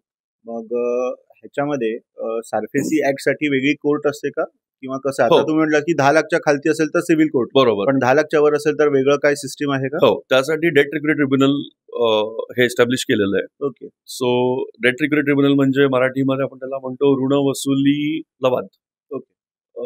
तर हे जे आहे हे आपल्या भागासाठी पुण्यामध्ये आहे. म्हणजे 7 जिल्ह्यांचं ज्युरिस्डिक्शन हे त्या पुण्यातल्या डीआरटी कोर्टकडे आहे. कोर्ट म्हणायचं नाही, डीआरटी ट्रिब्युनल. डीआरटी म्हणजे डेट रिकव्हरी ट्रिब्युनल. तर 7 जिल्हे म्हणजे सांगली, सातारा, कोल्हापूर, सोलापूर, पुणे, रत्नागिरी, सिंधुदुर्ग. या 7 जिल्ह्यांचं ज्युरिस्डिक्शन तिकडे. सो या 7 जिल्ह्यामधनं कुठलंही सेक्युअर्ड लोन जर एनपीए झालं असेल आणि 13(2) नोटीस आली आणि त्याच्या पुढे जर बँकेने कुठेही ऍक्शन चालू केली तर त्या कोर्टकडे ज्युरिस्डिक्शन येतं. आणि मग त्याचे वकील वेगळे असतात का, कसं असतं त्याच्यामध्ये, कसं वर्क होतं. ऍक्च्युली ती थोडीशी स्पेशलाइज प्रॅक्टिस असल्यामुळे तिकडे जे नॉर्मल सिव्हिल कोर्टमध्ये प्रॅक्टिस करतात ते तिकडे प्रॅक्टिस करतातच असं नाही. त्यामुळे तसं बघायला गेलं तर तिकडे साधारण एक 50-100 वकील असतील जे रेग्युलरली त्या कोर्टामध्ये प्रॅक्टिस करतात 7 जिल्ह्यामधनं. अरे बाप. सो ती थोडीशी स्पेशलाइज प्रॅक्टिस पडते. आता सपोज असं समजूया की चलो जप्ती आली आणि हे 13-12च्या नोटीस आल्यात आणि इव्हन 60 डेज मध्येही लोन रिपेमेंट झालं नाही, तर मग काय, बँक ऑब्व्हियसली घरी येणार आणि सीज करणार किंवा प्रॉपर्टी सीज करणार. मग त्या केसमध्ये कशी प्रोसेस असते आणि एकानं वकिलाकडे कधी धावायला पाहिजे किंवा काय करायला पाहिजे. ऍक्च्युली हा फार महत्वाचा प्रश्न आहे, कारण माझ्याकडे बरेच क्लायंट आले, एस्पेशली सांगली जिल्ह्यामधनं खूप वेळा असे क्लायंट आले की ज्यांचा ताबा बँकेने घेतला आणि मग ते माझ्याकडे आले. आता 13(2) नोटीस नंतर म्हणजे 60 दिवसांच्या आधी 13(4) नोटीस पाठवायची प्रोव्हिजन पुढची आहे, पण ही 13(4) नोटीस 60 दिवसांच्या आधी बँक पाठवू शकत नाही. सो 60 दिवस संपल्यानंतरच बँक पाठवू शकते, कदाचित 61व्या दिवशी पण येईल. त्यामध्ये जर सुप्रीम कोर्टचं 2015चं जजमेंट आहे, Noble Kumar, Standard Chartered Bank versus Noble Kumar, हे लँडमार्क जजमेंट आहे. त्यात कोर्टने 3 कंडिशन दिल्यात की जर 13(2) नोटीस नंतर 60 दिवसांमध्ये पैसे पे नाही झाले तर काय होऊ शकतं. सो बँक 13(4) नोटीस काढू शकते, त्या नोटिसीमध्ये बँक सांगू शकते की आम्ही ताबा घ्यायला येतोय. तो ताबा घ्यायला जर येतोय म्हणून नोटीस पाठवली तर परत काय होऊ शकतं, जे 3 ऑप्शन सुप्रीम कोर्टने दिले बँकांना. एक तर बॉरोनी स्वतःहून ताबा दिला, बॉरोवर किंवा गॅरेंटरनी मिळकतीचा, किंवा त्यांना राईट टू रिफ्यूज आहे, की ते म्हणू शकतात की आम्ही देणार नाही. अच्छा, 13/4च्या नोटीस दिल्यानंतरही. हा, ओके. मग अशा वेळेला जर रिफ्युजल आलं तर बँकांनी जायला पाहिजे सेक्शन 14 खाली डीएम डिस्ट्रिक्ट मॅजिस्ट्रेट किंवा CGM chief judicial magistrate. District magistrate म्हणजे कलेक्टर, चीफ ज्युडिशियल मॅजिस्ट्रेट म्हणजे कोर्ट यांच्याकडे, किंवा ही नोटीस न काढता डिरेक्टली पण बँक सेक्शन 14 खाली फाईल करू शकतात. अच्छा. सो ह्या अथॉरिटीज ज्या आहेत डीएम आणि सीजीएम यांच्याकडे ऍप्लिकेशन दिलं की पजेशनची ऑर्डर करायचं अथॉरिटी त्यांच्याकडे. ओके. सो सेक्शन 14ची नोटीस करायची येणार पण नाही. ओके. असं सुप्रीम कोर्टने सांगितलं की बँकांना तो चॉईस आहे सेक्शन 14ची नोटीस पाठवायची का नाही पाठवायची. अजून एक त्याच्यामध्ये क्लॅरिफिकेशन सांगतो की पजेशन नोटीस म्हणजे ताबा, तर ह्यामध्येही सारफेसीमध्ये ऍक्च्युअल पजेशन आणि सिम्बॉलिक पजेशन याचा डिफरन्स कुठे दिलेला नाहीये किंवा हे शब्द पण यूज नाही केलेले. अच्छा, हे का असतं ऍक्च्युअल पजेशन आणि सिम्बॉलिक? सो आता हे कायद्यामधनं म्हणजे प्रोसिजर मधनं आणि जजमेंट्स मधनं रूढ होत गेलेली सिच्युएशन आहे. ऍक्च्युअल पजेशन म्हणजे बँक ऍक्च्युअली ताबा घ्यायला आणि ताबा घेतला. ओके. आणि सिम्बॉलिक म्हणजे फक्त आपण मराठीमध्ये म्हणतो प्रतिकात्मक ताबा. प्रतिकात्मक म्हणजे काय, बँकेचा ऑफिसर येतो, एक नोटीस चिकटवतो, त्याच्यामध्ये म्हणतो की आम्ही फक्त सिम्बॉलिक पोझिशन घेतलं, आणि सिम्बॉलिक पोझिशनची नोटीस लावली, फोटो काढला म्हणजे सिम्बॉलिक पोझिशन घेतलं. ओके, तो आपण फाडून फेकून दिलं तरी चालतं. युजली लोक हेच करतात. पण त्यांच्याकडे प्रूफ आहे की त्यांनी ताबा घेतला, सिम्बॉलिक ताबा घेतला.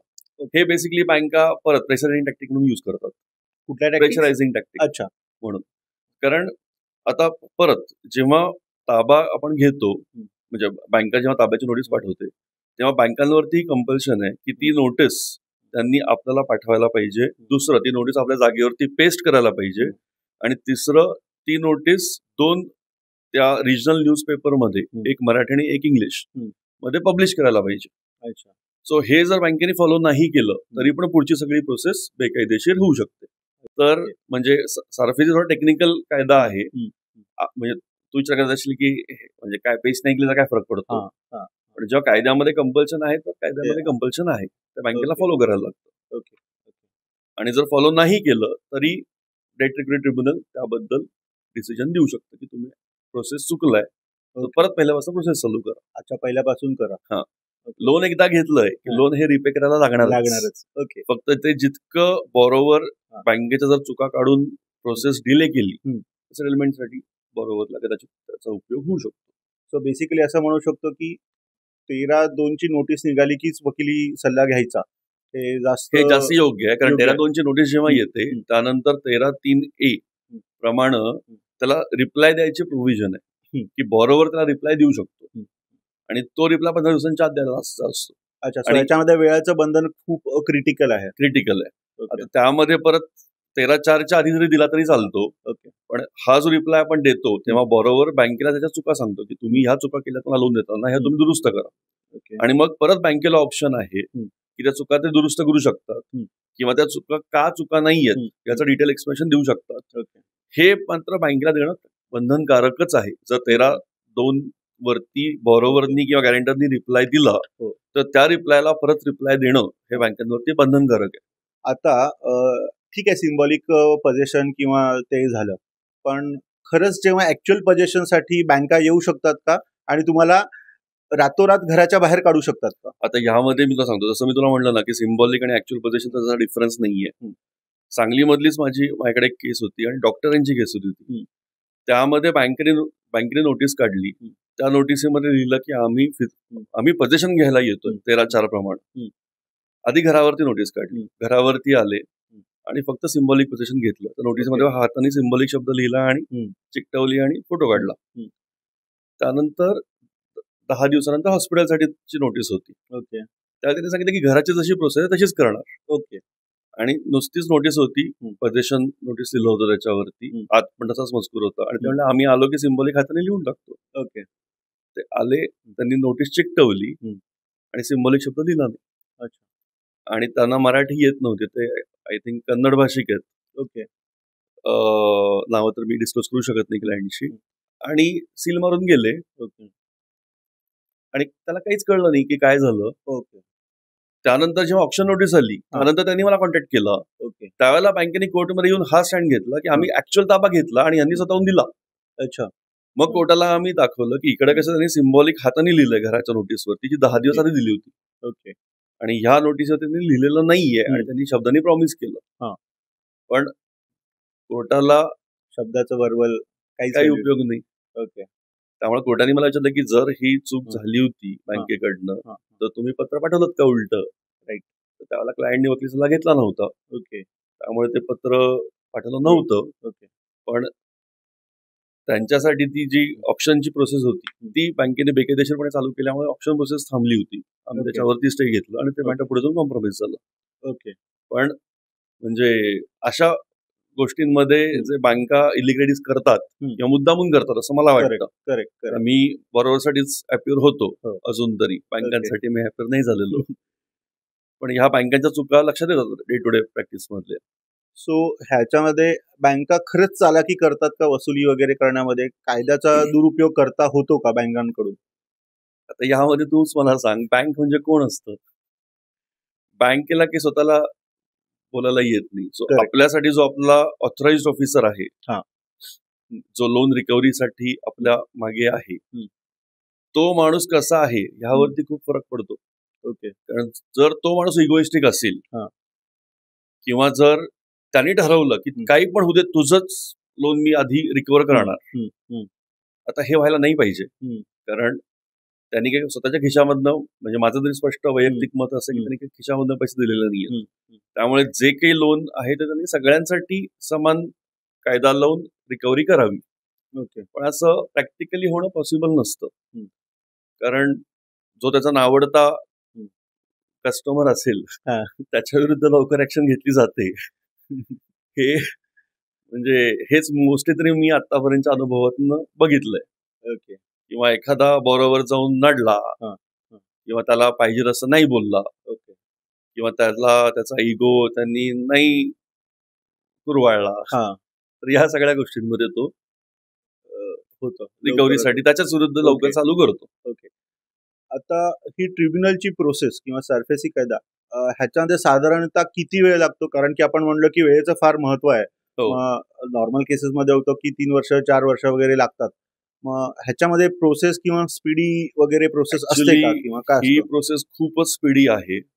कारण 13/2 ची नोटीस पाठवली समजा आता आपण जर टाइम लाईन बघितली आपण जानेवारी महिन्यात आहोत. सो जानेवारीमध्ये जर पहिला हप्ता थटला असेल तर जानेवारी फेब्रुवारी मार्च 10 मार्चच्या आसपास अकाउंट एनपीए झालं. आपण 12 मार्च धरून चलू. बँकेने जर 14 मार्चला इमिजिएटली नोटीस पाठवली 13/2 ची त्याच्या पुढे 2 महिने थांबायला पाहिजे. सो एप्रिल मे साधारण 15 मे धरून चलू. 15 मे 60 दिवस संपले. सो 20 मेला जर बँकेनी सिम्बॉलिक पिटिशनची नोटीस पाठवली तर सिम्बॉलिक पिटिशनच्या नोटिसीनंतर इमिजिएटली बँक कलेक्टरकडे जाते सेक्शन 14 खाली कलेक्टर किंवा सीजीएम.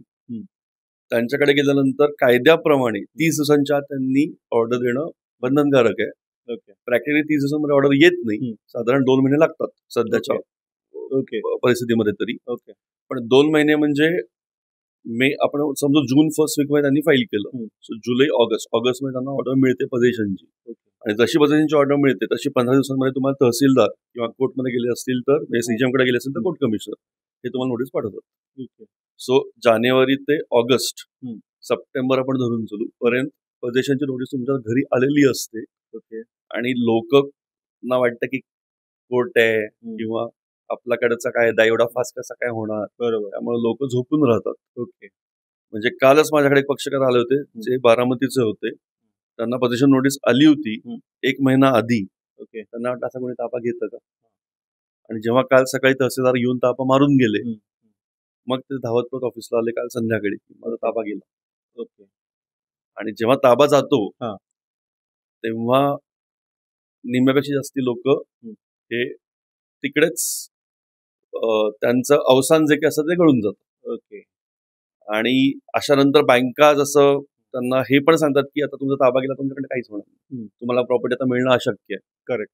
त्यामुळं आम्हाला प्रॉपर्टी विकू द्या किंवा आता आमचं आम्ही काय ते बघतो. आणि लोक त्यांच्या शब्दावर विश्वास होतात. ओके.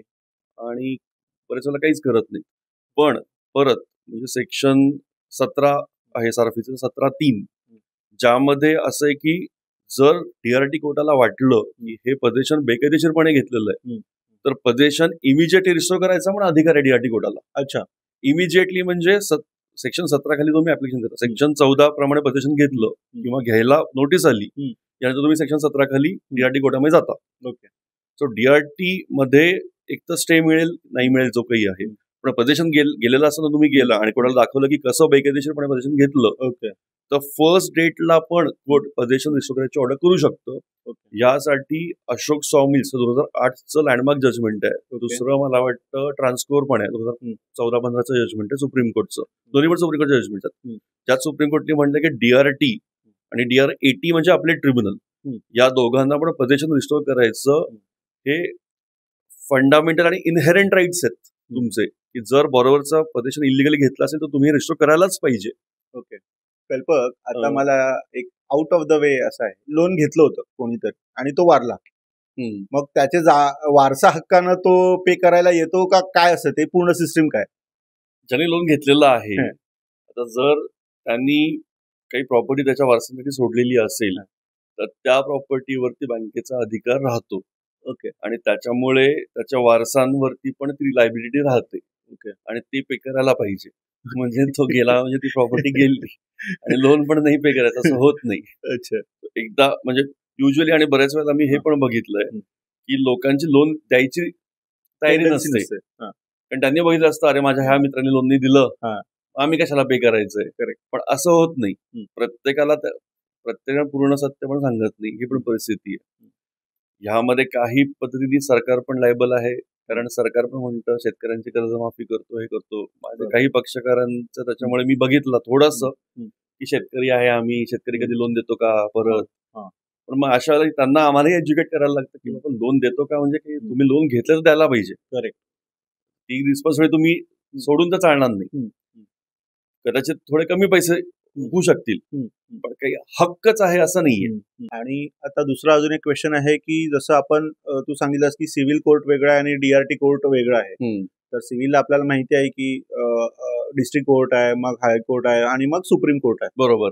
मग ह्या DRT कोर्टामध्ये मी suppose first is a DRT court, बरोबर, त्याच्यामध्ये केस हारलो तर मग असं काय हायरार्की आहे का जिथं मी पुढच्या मोठ्या कोर्टमध्ये अपील करतो किंवा ती सिस्टीम काय आहे? DRT साठी जर कुठली पण ऑर्डर झाली एक तर DRTचं मॅटर 6 महिन्यांमध्ये संपायला पाहिजे असं कायदा म्हणतो. ओके. साधारण वर्ष 1.5 वर्षामध्ये मॅटर संपतं पण. ओके. सो इंटरिम ऑर्डर असेल किंवा फायनल ऑर्डर असेल ही DR80 मध्ये चॅलेंज करू शकतो. ओके. मग DR80च्या वरती हायकोर्ट, हायकोर्टच्या वरती सुप्रीम कोर्ट ही हायरार्की आहे. ओके. पण DR80 मध्ये जाताना तुमची 13(2) मधली जी अमाऊंट आहे त्याच्या 25 ते 50% अमाऊंट तुम्ही कोर्टामध्ये सेक्युरिटी म्हणून जमा करायला लागते. अच्छा. आणि त्यानंतरच तुम्ही DRT मध्ये तुमचं अपील ऍडमिट होतं. सो DRT डिसाईड करतं की 25 ते 50% पैकी किती पे करायचं. ओके. त्यामध्ये जर तुमचं इन्कम खरंच कमी झालेलं असेल तर मग कोर्ट 25% वरती अग्री करतं. ओके. पण तुम्ही लोन रिपे करत नाही आहात आणि तुमचं इन्कम वाढत चाललंय तर ते म्हणतात आउटस्टँडिंग अमाऊंटच्या 50% पे करा किंवा 13(2) मधल्या अमाऊंटच्या 50% पे करा. सेक्शन 32च्या नोटीसच्या 50% पे केल्यानंतरच मग आम्ही तुमचं ऐकू. अच्छा. तर त्यामुळे पैसे न भरता तुम्हाला इकडे काही जस्टिस मिळेल असं होत नाही. पैसे भरायला लागतात. ओके. इव्हन DRT मध्ये पण स्टे साठी पैसे भरायला लागतात मोस्टली 90-95% मॅटर्स मध्ये. ओके. जर अगदी बँकेने खूप जास्त इलिगॅलिटी केलेली असेल ओके तर तुम्हाला पैसे न भरता ऑर्डर मिळू शकते. म्हणजे रिसेंटली माझ्याकडे एक केस आली होती ज्याच्यामध्ये 2 लोन होते. एक होतं क्रेडिट कार्डच्या विरुद्धचं रिकव्हरीचं लोन, क्रेडिट कार्डचं लोन. सो त्याची 65,000ची रिकव्हरी होती आणि दुसरं होतं हाऊसिंग लोन जे 30-35 लाखांचं होतं. तर क्रेडिट कार्ड पे नाही केलं. आता RBIचा रूल आहे की एक अकाउंट एनपीए झालं की दुसरं व्हायला पाहिजे असं मी तुला सांगितलं. त्याच्यामुळे दोन्ही पण अकाउंट एनपीए झाले. अच्छा. आणि मग जे एनपीए झाल्यानंतर त्यांची जी काही मांडवली चालू होती त्यामध्ये हा होम लोन पे करत राहिला कंटिन्युअस आणि ते पेमेंट थांबवलं नाही.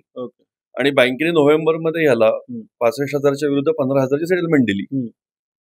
तोपर्यंत बँकेनी इकडे रिकव्हरी प्रोसेस 13-2, 13-4, कलेक्टरची ऑर्डर आणि पोझिशन नोटीस अच्छा.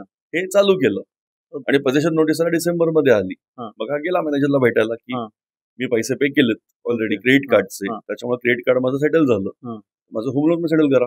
हा. त्याला बँकेने उत्तर दिलं की क्रेडिट कार्डचं डिपार्टमेंट वेगळं आहे, हा. होम लोनचं डिपार्टमेंट वेगळं आहे, हा. आम्हाला काही माहिती नाही. ओके. आता ऍक्च्युली डिपार्टमेंट जर वेगळं आहे, सिस्टीम तर एकच आहे, एकच आहे. राईट. बँकेची ऑपरेटिंग सिस्टीम तर एकच असते. हा. त्यामुळे एक लोन सेटल केलं तेव्हा असं काही दिसतं सिस्टीम रिफ्लेक्ट होणार त्याच्या नावाच्या विरुद्ध, त्याच्या पॅन कार्डच्या विरुद्ध. पण ह्या इलिगलिटीज बँका करत. मग त्याला आपलं DRT मध्ये यायला लागलं. आम्ही स्टे घेतला. कोर्टाने सांगितलं की पूर्ण प्रोसेस ही बेकायदेशीर आहे आणि त्याच्यामुळे पोझिशन थांबलं. ओके. आता ह्यामध्ये पण कोर्टला ऍक्च्युली मी म्हणलं की मला पेनल्टी द्या, कारण याचं घरावरती आलं होतं. तर कोर्ट पण म्हणलं की क्रेडिट कार्डचं पेमेंट का नाही केलं, केलं असतं वेळेमध्ये. त्यामुळे सध्या दिवसेंदिवस बॉरोवरच्या विरुद्ध कायदा हा अजून स्ट्रिक्ट होणार. ओके. ही वस्तुस्थिती आहे.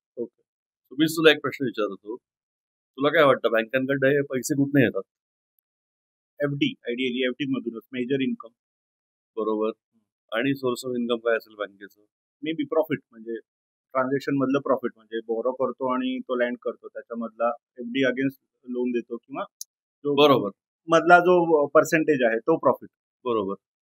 आणि जेव्हा बँक FD देते, लोन देते, लोन मध्ये आता युजली आपण म्हणतो की रिपे लवकर घेतात लोक, कारण लोन समजा मी 100 रुपयाचं घेतलंय 20 वर्षांसाठी, तर मी 150 रुपये पे करतो at the end of 20 years 15 years. So हे 50 रुपये बँकेचं प्रॉफिटच झालं ना. Correct. Over the period of 15 years 20 years. बरोबर. सो प्रत्येक महिन्याचा जो EMI आहे ह्यामध्ये पण बँकेचा काही पर्सेंटेज मध्ये प्रॉफिट असतं.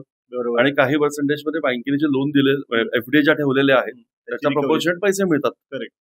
आता तूच मला सांग, आज तुझी ओव्हरऑल नेटवर्थ जेवढी आहे त्याच्यामध्ये किती पर्सेंट तू FD मध्ये ठेवलंयस?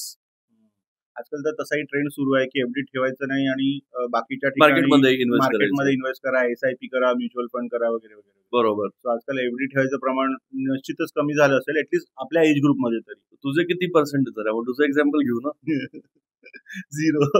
0% FD मध्ये. राईट. अच्छा, म्हणजे युजली लोक म्हणतात की FD मध्ये पैसे तुम्ही म्हणजे ऍटलीस्ट मार्केट एक्सपर्ट्स तरी हे म्हणतात की FD मध्ये पैसे तुम्ही ठेवावेत जे इमर्जन्सी फंड्स आहेत, कारण एका दिवसामध्ये मिळतात. मार्केटमध्ये पण पैसे मिळायला तुला 2 ते 3 दिवस लागतात. ठीक आहे, 0%. 15 वर्षांपूर्वी किती पर्सेंट होतं? सगळेजण FDच करायचे तेव्हा, तर मार्केटमध्ये पण असं काही हे नव्हतं आणि बरंच काही नव्हतं. So FD was a first choice for everyone to invest.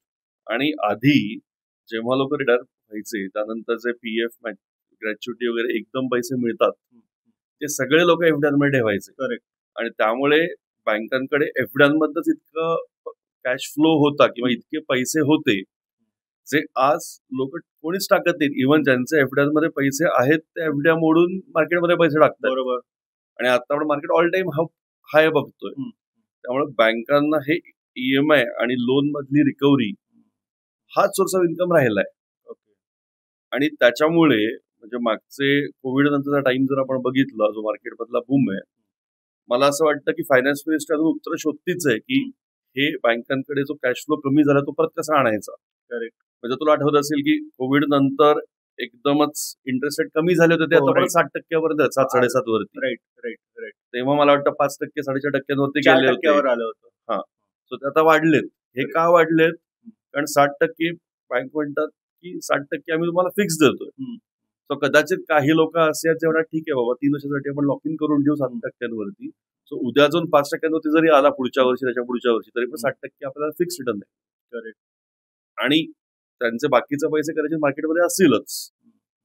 आणि हा बँकांसाठीचा प्रॉब्लेम आहे आणि तो बँकांना प्रॉब्लेम असल्यामुळे कॅश फ्लो कमी झालेला, वसुलीची प्रोसेस वाढलेली आहे आणि त्याची झळ बरोबरच सहन करायला लागते. हा झाला, आपण सिक्युअर्ड लोन बद्दल बोललो, लोन अगेन्स्ट प्रॉपर्टी, अनसिक्युअर्ड बद्दल बोललो. अजून एक लोन आहे, तो आहे गोल्ड लोन. गोल्ड लोन मध्ये सारफेसी कायदा लागतो का? आणि ह्याच्या केसमध्ये तर पोझिशनच बँकेकडे आहे, मग बँक तर अशा काही नोटीस आणि प्रोसिजर करते का? सो गोल्ड लोन सगळ्यात महत्वाचं म्हणजे बँक, आपण जेव्हा कुठलीही प्रॉपर्टी ठेवतो बँकेकडे, ते गोल्ड असेल किंवा आपली इमोबल प्रॉपर्टी जरी असेल, घर असेल, तरी पण 100 रुपयावरती 100 रुपये डिस्बर्समेंट होत नाही. बरोबर. ती इमोबल प्रॉपर्टी असेल, म्हणजे घर असेल, फॅक्टरी असेल, तर 100 रुपयाची व्हॅल्युएशन होती, 80 रुपयाची डिस्बर्समेंट होते. करेक्ट. ज्याला आपण डिस्ट्रेस व्हॅल्यू म्हणतो. डिस्ट्रेस व्हॅल्यू म्हणजे मी आजच्याच विकायला काढली तर किती रुपये मिळतील, करेक्ट. त्याच्यावरती बँक लोन देते. तसं गोल्ड लोन मध्ये पण किती कॅरेटचं गोल्ड आहे वरती खूप फरक पडतो, आणि त्याच्या पण ऍक्च्युअल व्हॅल्यूच्या 70%, 80%, कदाचित काही वेळेला 60% बँक लोन डिस्बर्स करते. आणि ह्यामध्ये तर जेव्हा तू म्हणालास तसं की पोझिशनच बँकेकडे आहे, त्यामुळे जसं ते एनपीए होईल तसं बँक ऑप्शनची प्रोसेस चालू करू शकते. ह्याला पण सरफेसी कायदा ऍप्लिकेबल आहे, पण सरफेसीसाठी जे काही मुव्हेबल प्रॉपर्टी म्हणून जे काही बँकेला पॅरामीटर्स किंवा नोटिसेस किंवा प्रोसिजर कायद्यामध्ये दिलेली पूर्ण करायची ती तर करायचीच आहे. पण इमोबल प्रॉपर्टीमध्ये किंवा समजा लोन गाडीसाठी असेल तर पोझिशन घेण्यापासून सुरुवात असते. गोल्ड लोन मध्ये आपण आधीच म्हणतो की मी हे लोन तारण ठेवूनच ही गोल्ड तारण ठेवूनच हे लोन घेतलेलं आहे. बरोबर आहे. तर त्याच्यामुळे बँकेला माहिती असतं की आपल्याकडे त्याच्यापेक्षा जास्तीच गोल्ड आहे बाबा, म्हणून ते लोक फास्ट ऍक्ट करत नाहीत. हा, ओके. कारण सारफेसी कायदा तर लागू होतो. सरफेसी त्यालाही ऍप्लिकेबल होऊ शकतो. आता ते बँकेचा चॉईस आहे. 10 लाखांपेक्षा कमी असेल तर परत सिव्हिल कोर्ट, मुव्हेबल म्हणून गोल्ड लोन ट्रीट होऊ शकतो, किंवा जुना कायदा आरडीबी आहे. ठीक आहे. अच्छा कल्पक, आता आपण हे झालं की लोन अडलं तर काय, पण आता बरेचसे माणसं असे आहेत, आपण सगळे लोन पे करतो, नॉट अँगल सेटल नाही झालं, पण मी 100% लोन पे केलं लोक किंवा सेटल जरी केलं, सो फॉर एक्झाम्पल सेटल केलं, तर त्याच्यानंतर एका बॉरोवरनं काय गोष्टी लक्षात ठेवायला पाहिजेत बँकेकडून ऍक्च्युली ही पूर्ण प्रोसेस क्लोज करताना? ऍक्च्युली लोन सेटल केलं असेल किंवा पूर्ण ईएमआय पे केली असेल 15 वर्ष 20 वर्ष, आणि शेवटचा ईएमआय जेव्हा पे केला त्यानंतर आपल्याला वाटतं की संपला आता विषय. बरोबर आहे. आणि बँका पण आपल्याला काही रिमाइंड वगैरे करत नाही. सो सगळ्यात पहिलं म्हणजे आपण जर लोन अगेन्स्ट प्रॉपर्टी असेल तर आपण प्रॉपर्टीचे डॉक्युमेंट्स बँकेकडे ठेवलेले असतात, मॉर्गेज म्हणून, टायटल डीड ज्याला आपण म्हणतो, खरेदी खत असेल, जे काही आपलं डॉक्युमेंट असेल, असाइनमेंट डीड असेल, ते आपल्याला बँकेकडनं परत मागून घ्यायला पाहिजे. सो हे ह्यासाठी आपण बरेच वेळेला बँकेला म्हणतो की द्या, मॅनेजर म्हणतो देतो, आणि मग आपण विसरून जातो, तो विसरून जातो. करेक्ट. सो हे रायटिंग मध्ये मेल पाठवणं किंवा पत्र पाठवणं हे करायला पाहिजे. आणि ते डॉक्युमेंट, कारण जेव्हा आपण विकायला जाऊ ते घर, ती प्रॉपर्टी, त्यावेळेला नेक्स्ट पर्सन आपल्याला विचारतो की तुझं डॉक्युमेंट ऑफ टायटल कुठे आहे. करेक्ट. सो ते बँकेकडनं घ्यायला पाहिजे. ह्यापेक्षा महत्वाचं म्हणजे नो ड्यू सर्टिफिकेट घ्यायला पाहिजे, की आता माझे कुठलेही ड्यूज पेंडिंग नाही. कोविड टाइम मध्ये अशीच एक मला फोन आला होता कर्नाटकामधनं, माझ्या मित्राचेच काका होते, त्यांचं लोन बँकेने सेटल केलं, 2-2.5 लाखांचं पेमेंट करायचं होतं, त्यांनी वरचं पेमेंट केलं. मॅनेजर म्हणला मी 2 दिवसानंतर तुम्हाला नो ड्यू सर्टिफिकेट देतो, आणि मी त्याला सांगितलं की तुम्ही न विसरता नो ड्यू सर्टिफिकेट घ्या. म्हणलं आम्ही घेतो, काळजी करू नका. 1.5 वर्षानंतर मला परत फोन आला की नो ड्यू सर्टिफिकेट त्यांनी दिलं नाही त्यावेळेला, नंतर आम्ही विसरून गेलो, आता बँक परत 50,000 रुपये एक्स्ट्रा मागते इंटरेस्टचे. अच्छा. सो आता अशा वेळेला परत बँकेशी भांडायचं का कोर्ट कचेरी, आता ही अमाऊंट पण फार मोठी नाही, राईट. त्याच्यामुळे न्यू ड्यू सर्टिफिकेट घेणं बँकेकडनं मॅन्डेटरी आहे बॉरोवर्ससाठी. आणि त्याच्यापेक्षा पुढे जाऊन जर रिलीज ऑफ मॉर्गेज किंवा मॉर्गेज डीड संपलं म्हणून कुठलंही रजिस्टर डॉक्युमेंट करायचं असेल तर ते केलेलं सगळ्यात उत्तम. म्हणजे त्याच्यामध्ये तुमचं रजिस्टर डॉक्युमेंट पण असतं, त्याच्यामुळे गव्हर्नमेंटकडे पण नोंद होते, आणि ते लोन क्लोज झालं हे दिसतं. त्याचबरोबर सध्या लोकांना माहिती नाहीये, 2016 पासून सेंट्रल गव्हर्नमेंटने डेटाबेस चालू केला सरसाई म्हणून. अच्छा. सो सेंट्रल गव्हर्नमेंटने चालू केलाय, ज्याच्यावरती जसं बँक लोन डिस्बर्स करते त्याच्यात 30 डेजच्या आत त्यांनी त्या पोर्टलवरती एंट्री करणं बंधनकारक आहे बँकांनी. ओके. मग ते सेक्युर्ड असेल किंवा अनसेक्युर्ड लोन असेल, दोन्हीचं पण. आणि ती तर आता रिसेंटली आरबीआयने नवीन गाईडलाईन काढली की 15 दिवसांच्या आत ती एंट्री करायला पाहिजे म्हणून. त्याच्यामुळे जर सरसाई कोणी पण चेक करू शकतं. सरसाई जर आपण गुगल केलं, गुगलमध्ये जाऊन नुसतं सरसाई टाकलं तर जे फर्स्ट साईट येईल त्यावरती जायचं. इंडिव्हिज्युअल मध्ये कॅटेगरीमध्ये जायचं, जर आपण इंडिव्हिज्युअल म्हणून लोन घेतलं असेल, कंपनीचं घेतलं तर कंपनीचे ऑप्शन्स आहेत. त्यामध्ये जर आपण आपला पॅन कार्ड नंबर टाकला, मुव्हेबल प्रॉपर्टीसाठी वेगळं सर्च करू शकतो, इमोबलसाठी वेगळं सर्च करू शकतो. त्यासाठी फक्त 11 रुपये द्यायला लागतात. आणि आपल्याला आपला हिस्ट्री मिळते. म्हणजे मध्ये हा पण एक स्कॅम होता की कोविड नंतरच असंच 2-3 क्लायंट आले माझ्याकडे एकानंतर एक, आणि त्यांचे मी सरसे एंट्रीज बघत होतो. त्यांचे हाऊसिंग लोन एनपीए होते, कोणाची फॅक्टरी एनपीए होती, आणि बँकेने सार्फेसिकली प्रोसेस चालू केली होती. सो आम्ही सरसाईवरती एंट्री बघत होतो की यांचं काय एक्झॅक्टली चालू आहे. तर त्यावेळेला आम्हाला असं लक्षात आलं की यांच्या नावाने एक 15-20 वेगळे लोन आहेत. अच्छा. जे, आणि हे एका बँकेचं फ्रॉड नव्हतं त्यावेळेला. म्हणजे वेगळ्या वेगळ्या बँका, वेगळ्या वेगळ्या ब्रँच, अगदी जम्मू काश्मीर पासून कन्याकुमारी पर्यंत वेगळ्या वेगळ्या दिसत होत्या. अच्छा. सो एक क्लायंट झाला, दुसरा क्लायंट झाला, तिसरा क्लायंट झाला. सो माझी टीम पण जरा थोडी कुतूहल सगळ्यांचं जागलं की काय एक्झॅक्टली चालू आहे, आपलं पण नावाने कुठे फेक लोन आहेत का बघू. अच्छा. म्हणून सगळ्यांनी टाकून बघितलं. आता माझ्या 12 जणांची टीम आहे. 12 जणांपैकी 8 जणांच्या नावाने फेक लोन्स होते. अरे बाप. आणि हे फेक लोन हे रेग्युलरली रिपे पण होत होते. अच्छा. म्हणजे लोन डिस्बर्स नाही झालं. म्हणजे समजा माझ्या नावाने नशिबाने फेक लोन नाहीये कुठलं, पण ज्याच्या नावाने दिसतंय त्याला पैसे मिळाले का नाही मिळाले, त्याला अकाउंटमध्ये पैसे नाहीत, तो पैसे रिपे करतोय का नाही पे करतोय, पण तिकडे दिसतंय की हा याच्या नावाने पैसे रिपे होत आहेत. आता हे जर फ्रॉड म्हणजे एका बँकेने केलं असतं तर एकाच बँकेचं नाव सगळीकडे रिफ्लेक्ट झालं असतं. एखादी ब्रँच असती तर त्या ब्रँचला दिसलं असतं की हीच ब्रँच दिसतीये, पण सगळ्या बँका दिसल्या त्याच्यामध्ये वेगळ्या वेगळ्या, सगळ्या ब्रँचेस दिसल्या वेगळ्या वेगळ्या. त्याच्यामुळे हे एक्झॅक्टली काय होतं मला माहिती नाही. आणि मग माझी टीम पण मला म्हणाली की काय करायचं. मी त्यांना म्हटलं की आता जरा थांबूयात, हे रिपे तर होत आहे, बघू कसं काय होतं. जर रिपे नाही झालं आणि तुमचा सिबिल खराब करायला तर मग आपण ऍक्शन घेऊ. इनफॅक्ट माझे खूप चांगले मित्र आहेत जे हायकोर्टमध्ये फक्त पीआयएलची प्रॅक्टिस करतात, आणि एकदम चांगली प्रॅक्टिस आहे त्यांची. म्हणजे पीआयएल लॉयर्स म्हणलं की थोडंसं नाव खराब असतं लोकांचं, कारण ते पब्लिसिटीसाठी युजली लोक करतात असं जनमान्यता आहे सध्या, पण तसं नाहीये. त्यांचं अगदी खरंच जेन्युइन पीआयएल त्यांनी केलेले आहेत.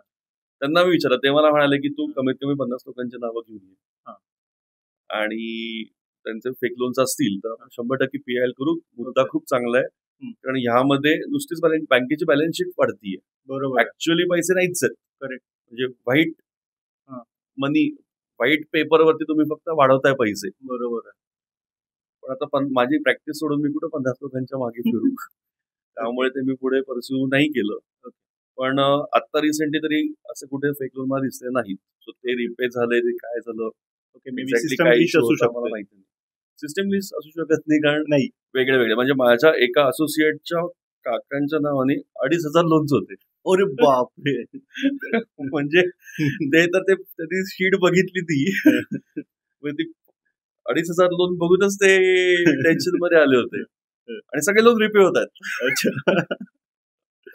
मग त्यांनी काय केलं, म्हणजे अगेन्स्ट त्यांनी ऍक्शन नाही घेतली, कारण ते लोन आता तरी शॉर्ट पिरियडचे लोन्स होते. म्हणजे 1 वर्ष 2 वर्ष, अमाऊंट पण शॉर्ट होत्या, 5 लाख 10 लाख 2 लाख.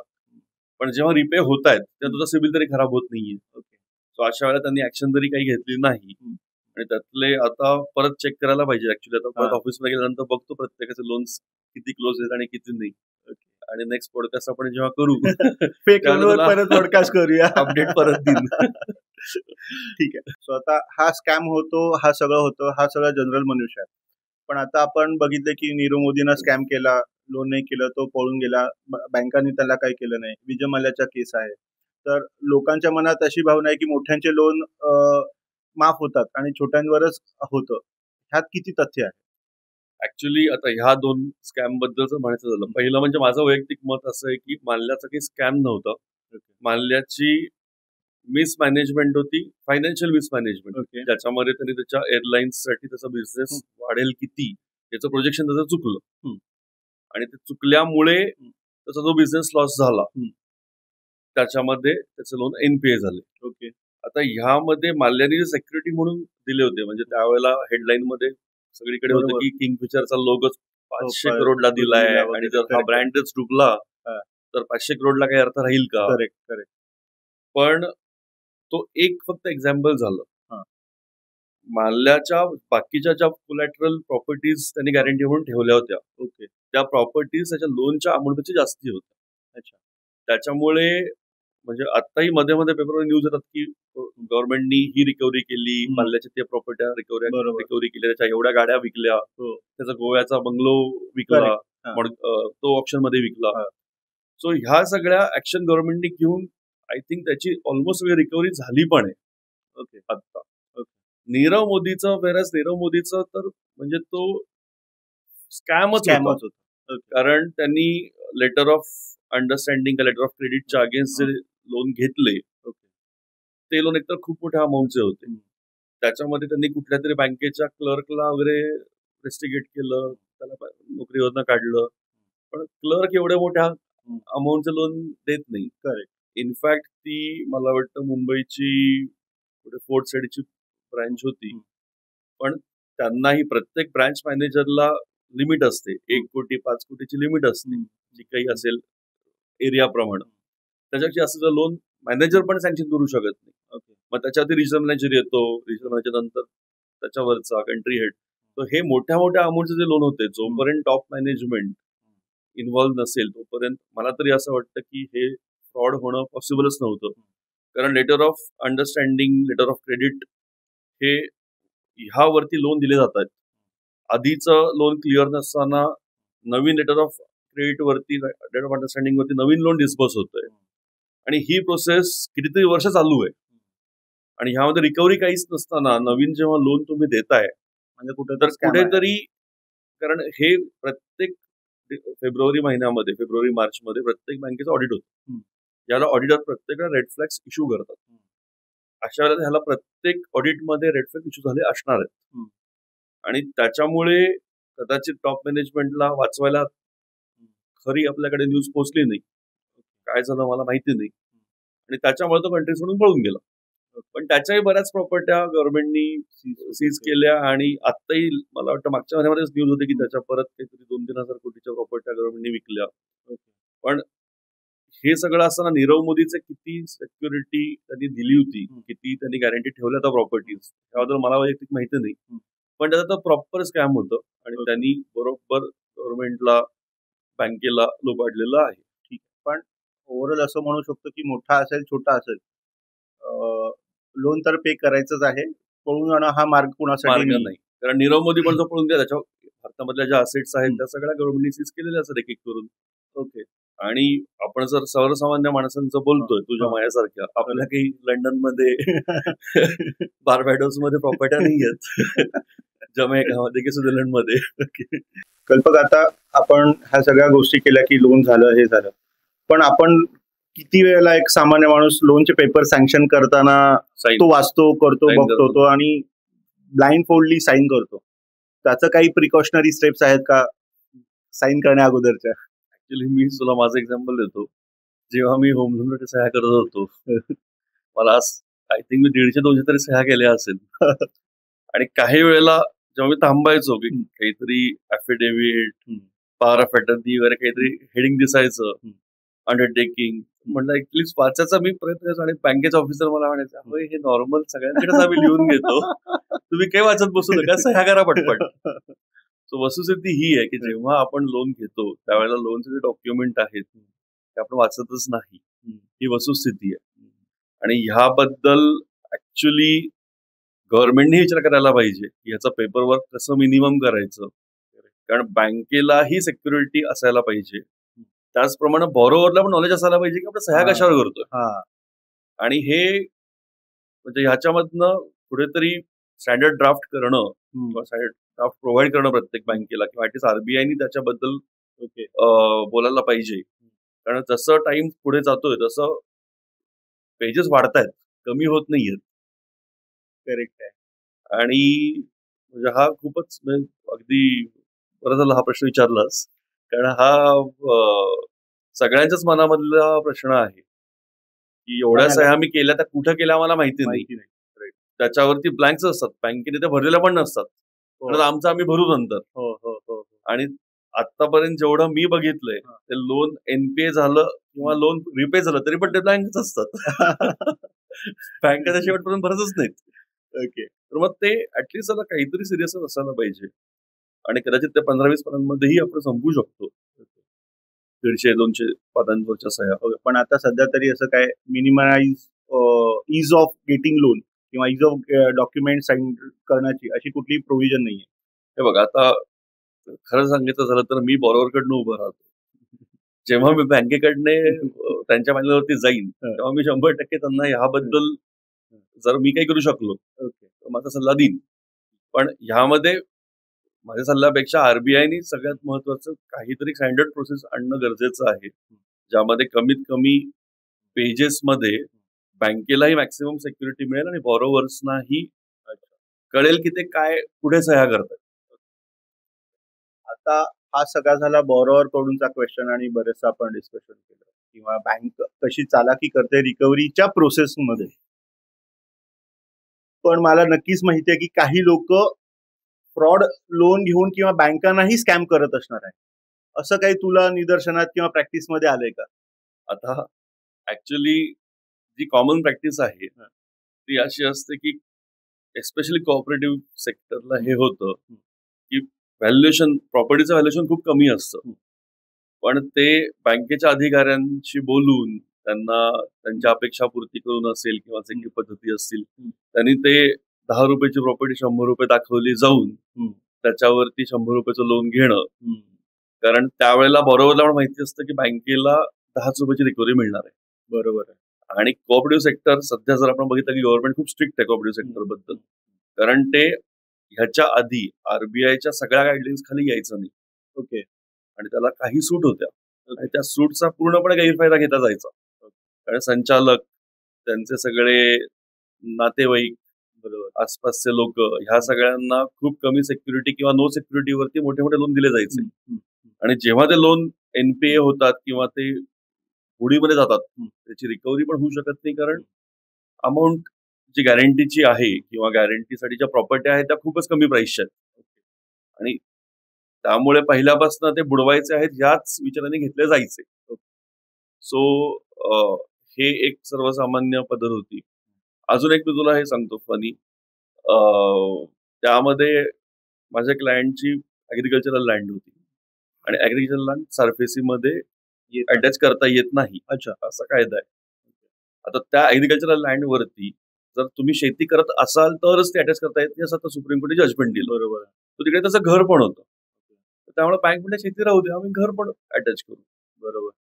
तर आम्ही गेलो कोर्टामध्ये, कोर्टाने आम्हाला स्टे पण दिला. पण कोर्टाने सांगितलं की घर तुम्हाला घ्यायचं घर घ्या, शेती घ्यायची नाही, कारण ते सरफेसीमध्ये येत नाही.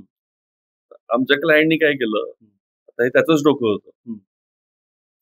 ज्या दिवशी बँकेचे लोक पोझिशनसाठी येणार होते त्या दिवशी त्यांनी घराच्या आसपास गायी, गुरंढोरं, शेळ्या, मेंढ्या या सगळ्या लावून ठेवल्या. ओके. बांधून ठेवल्या. ओके.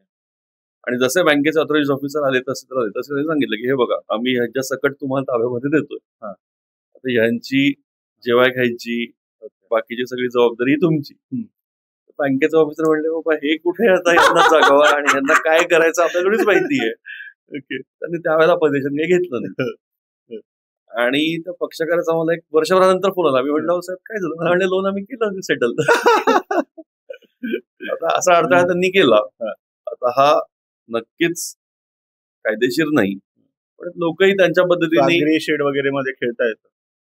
हा, म्हणजे आता अशा वेळेला त्याची खरंच आसपास गुरंढोरं होती, त्याच्यामुळे बँकेला ताबा घेता नाही आला.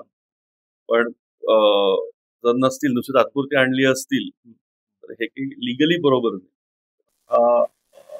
पतसंस्था वगैरे असतात त्यांच्याकडून घेतलेलं लोन हे सरफेसी अंडर येतं का नाही येतं किंवा कसं आहे ते सरफेसिकली येतं. सगळ्यात महत्वाचं म्हणजे पतसंस्थाचं जर आपण रेट ऑफ इंटरेस्ट बघितला तर आत्ताच्या मार्केट प्रमाणे हाऊसिंग लोनवरती सगळ्यात कमी रेट ऑफ इंटरेस्ट आहे, जो मला वाटतं 7-7.5% आसपास आहे. 9%. 9% up to 9. Loan against property असेल तर 10% आसपास आहे. हेच रेट ऑफ इंटरेस्ट पतसंस्थेमध्ये 14%, 15%, 18% एवढे वाढतात. सो तर जेव्हा एवढा जास्ती रेट ऑफ इंटरेस्ट आहे तर तिकडे ते कदाचित सिक्युरिटी थोडी कमी घेतात. की त्याला की ठीक आहे, तुम्ही जास्ती पे करताय रेट ऑफ इंटरेस्ट मध्ये.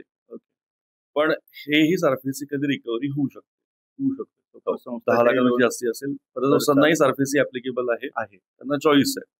आता ह्यामध्ये पतसंस्था म्हणजे समजा कोऑपरेटिव्ह सोसायटी किंवा पतसंस्था म्हणून कोऑपरेटिव्ह असेल तर त्यांना आर्बिट्रेशन पण बऱ्याच वेळेला लोक करायचे, किंवा इनफॅक्ट मल्टीस्टेट कोऑपरेटिव्ह मध्ये तर आर्बिट्रेशनच लोक प्रेफर करायचे. पण त्याच्या सेक्शन 84 म्हणून एक सेक्शन आहे ज्याच्यामध्ये आर्बिट्रेशनची प्रोव्हिजन दिलेली आहे. पण 2019 मध्ये सुप्रीम कोर्टनी विद्या ट्रोलिया म्हणून एक लँडमार्क जजमेंट दिलं. त्यात त्यांनी असं लिहिलंय की जेव्हा कोऑपरेटिव्ह बँकांना पण डीआरटी सारखी फास्ट रिकव्हरी प्रोसेस दिली आहे, तर अशा वेळेला तुम्ही आर्बिट्रेशन नाही करू शकत. आता त्या सुप्रीम कोर्टच्या जजमेंटमध्ये मल्टीस्टेट बद्दल काही बोललेलं नाहीये, पण मल्टीस्टेट कायद्यामध्ये लिहिलेलं आहे आर्बिट्रेशन ऍक्ट ऍप्लिकेबल नाही. सुप्रीम कोर्टनी म्हणलेलं आहे की जेव्हा तुम्हाला डीआरटीची फास्ट रेमेडी दिली आहे तेव्हा त्या सगळ्या बँकांना आर्बिट्रेशन ऍक्ट ऍप्लिकेबल होणार नाही. मग सगळ्या बँकांमध्ये मल्टीस्टेट पण येतं. तर त्याच्यामुळे त्याचाही बरोबरच फायदा घेऊ शकतात हे म्हणून की तुम्ही आर्बिट्रेशन अवॉर्ड पास केला आणि तो अवॉर्ड पास केला, तो अवॉर्ड बेकायदेशीर झाला, सरफेसिकली प्रोसेस चालू करा. सो आता कल्पक तू म्हणलास की पुणे ज्युडिक्शन मध्ये आपले 7 जिल्हे वगैरे येतात. बरोबर. म्हणजे पूर्ण महाराष्ट्रामध्ये किती डीआरटी कोर्ट आहेत आणि ते कसं ऑपरेट होतं? महाराष्ट्रामध्ये औरंगाबाद मध्ये एक डीआरटी आहे, नागपूरमध्ये एक डीआरटी आहे. सो औरंगाबादच्या आसपासचे जिल्हे म्हणजे पुण्याच्या पुढे मला वाटतं अहमदनगर पासून पुढे औरंगाबाद ज्युरिडिक्शन येतं आणि नागपूरचं सगळं त्या साईडचं ज्युरिडिक्शन. हा, सो बेसिकली त्या एरियामध्ये ते डीआरटी दिलेलं आहे महाराष्ट्रामध्ये आणि तसं भारतभरच आहे. ओके. आणि डीआर-80 मला वाटतं पूर्ण भारतामध्ये 4च आहेत, मी चुकत नसेल तर. अच्छा. सो मुंबईमध्ये एक आहे डीआर-80. डीआर-80 म्हणजे हायकोर्ट. डीआर-80 म्हणजे अपिलेट कोर्ट. डीआर-80 म्हणजे हायकोर्ट लेवलची कोर्ट नाही, त्याच्या डीआर-80च्या वरती हायकोर्ट आणि मग सुप्रीम कोर्ट. अच्छा. असे 4 लेवल्स आहेत. ओके. डीआर-80, हायकोर्ट, सुप्रीम कोर्ट. सो मुंबईमध्ये डीआर-80 आहे, दिल्लीमध्ये आहे, आय थिंक बँगलोरमध्ये आणि चेन्नईमध्ये. ते मला कन्फर्म करायला पाहिजे बाकीचे 2 डीआर-80 कुठे आहे. ओके, ठीक आहे. सो हे डीआरटीच्या हायरार्कीज झाल्या. बरोबर. सो डीआरटीचे जजेस, जसं आपण म्हणलो की सिव्हिल कोर्ट वेगळं आहे आणि याच्यात मग ह्याचे जजेस वेगळे असतात, सेम असतात, कसं असतं त्याच्यामध्ये? नाही, डीआरटी आणि डीआर-80 मध्ये ते ऍक्ट मध्ये दिलेलं आहे. नाही, सिव्हिल कोर्ट वर्सेस डीआरटी कोर्टचे जजेस. हा, बरोबर. सो डीआरटी आणि डीआरटी मध्ये युजली रिटायर्ड डिस्ट्रिक्ट जजेस आणि रिटायर्ड हायकोर्ट जजेस असतात.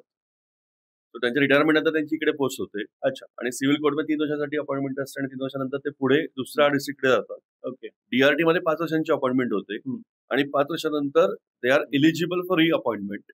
ओके. आणि रिअपॉइंटमेंट मग त्याच ठिकाणी होईल का दुसरीकडे होईल ते सेंट्रल गव्हर्नमेंट डिसाईड करतं. सो डीआरटी ही क्वासी ज्युडिशियल अथॉरिटी आहे. क्वासी ज्युडिशियल म्हणजे काय की ही सेंट्रल गव्हर्नमेंट खाली येते. म्हणजे डीआरटी हे मिनिस्ट्री ऑफ फायनान्स खाली फंक्शन करतो. ओके. आणि कोर्ट्स हे म्हणजे हायकोर्ट, समजा सांगलीमधले कोर्ट्स किंवा महाराष्ट्रामधले कोर्ट्स हे हायकोर्टच्या ज्युडिशियल मध्ये येतात. सगळ्या हायकोर्टच्या वरती सुप्रीम कोर्ट आहे. तो सुप्रीम कोर्ट सगळ्यांना मॉनिटर करतो. तसं इकडे फायनान्स मिनिस्ट्री मॉनिटर करते. सो कल्पक, आता मला जनरलाइज असं आहे की कोर्टमध्ये गेलं की आपल्याला एकच डायलॉग आठवतं की तारीख पे तारीख, तारीख पे तारीख, तारीख पे तारीख. मग डीआरटी कोर्टमध्ये असंच होतं का? हा, म्हणजे आता हे पण एक जनरल परसेप्शन आहे लोकांचं की प्रॉपर्टीचा ताबा घेणं, कारण सिव्हिल कोर्टमध्ये 15-20 वर्ष जातात प्रॉपर्टीचा ताबा मिळेपर्यंत, केस चालूपर्यंतच. केस चालून ती हायकोर्ट, सुप्रीम कोर्ट वरती येऊन मग एक्झिक्युशन मध्ये 15-20 वर्ष, 25 वर्ष संपतात. सो डीआरटी मध्ये एवढा वेळ लागत नाही, कारण ह्यामध्ये प्रोसेस उलटी आहे. अच्छा. बँक त्याला तुमची नोटीस काढते, बँक प्रोसेस चालू करते, बॉरोवरला कोर्टामध्ये जाऊन स्टे घ्यायचा. जर स्टे नाही मिळाला तर बँकेला काहीतरी अथॉरिटी दिली आहे ताबा पण घ्यायची. ओके. त्यामुळे जर लोकांना वाटतं की अरे ताबा बँक काय घेऊ शकते, किती वेळ लागतो, असं होत नाही. आणि तहसीलदार, कोर्ट कमिशनरची नोटीस आली आणि आपण स्टे नाही घेतला की त्या नोटीसमध्ये जे लिहिलेलं आहे की त्या दिवशी आम्ही येऊन ताबा घेऊ, त्या दिवशी ऍक्च्युअली ताबा घेतला जातो. आणि हे लोकांना पटत नाही, लोकांना खरं वाटत नाही. पण जेव्हा ताबा जातो त्यावेळेला त्यांना असं होतं की आता काय करायचं. तेव्हा रिअलायझेशन होतं की आता काय, त्याची राहती प्रॉपर्टी असेल तर तो माणूस रस्त्यावरती आलेला असतो. बरोबर आहे. आणि म्हणजे कोणीही रस्त्यावरती येणं ही सगळ्यात डिफिकल्ट सिच्युएशन आहे त्या माणसासाठी, त्या पूर्ण फॅमिलीसाठी. बरोबर आहे. हे येऊ नये म्हणून ह्या प्रिकॉशन्स घ्यायला पाहिजेत. ठीक आहे. आता अजून एक थोडासा सिरियस मुद्दा असा आहे की लोन रीपे केल्यामुळे काही लोक जेन्युइन अडचण असेल आणि लोन पे झालं नाही किंवा त्याच्यासाठी फार प्रेशराईज बँका करतात आणि त्याच्या अगेन्स्ट काही ठिकाणी असं बघितलं की लोक आत्महत्याही केली. मग हा अँगल कसा आहे?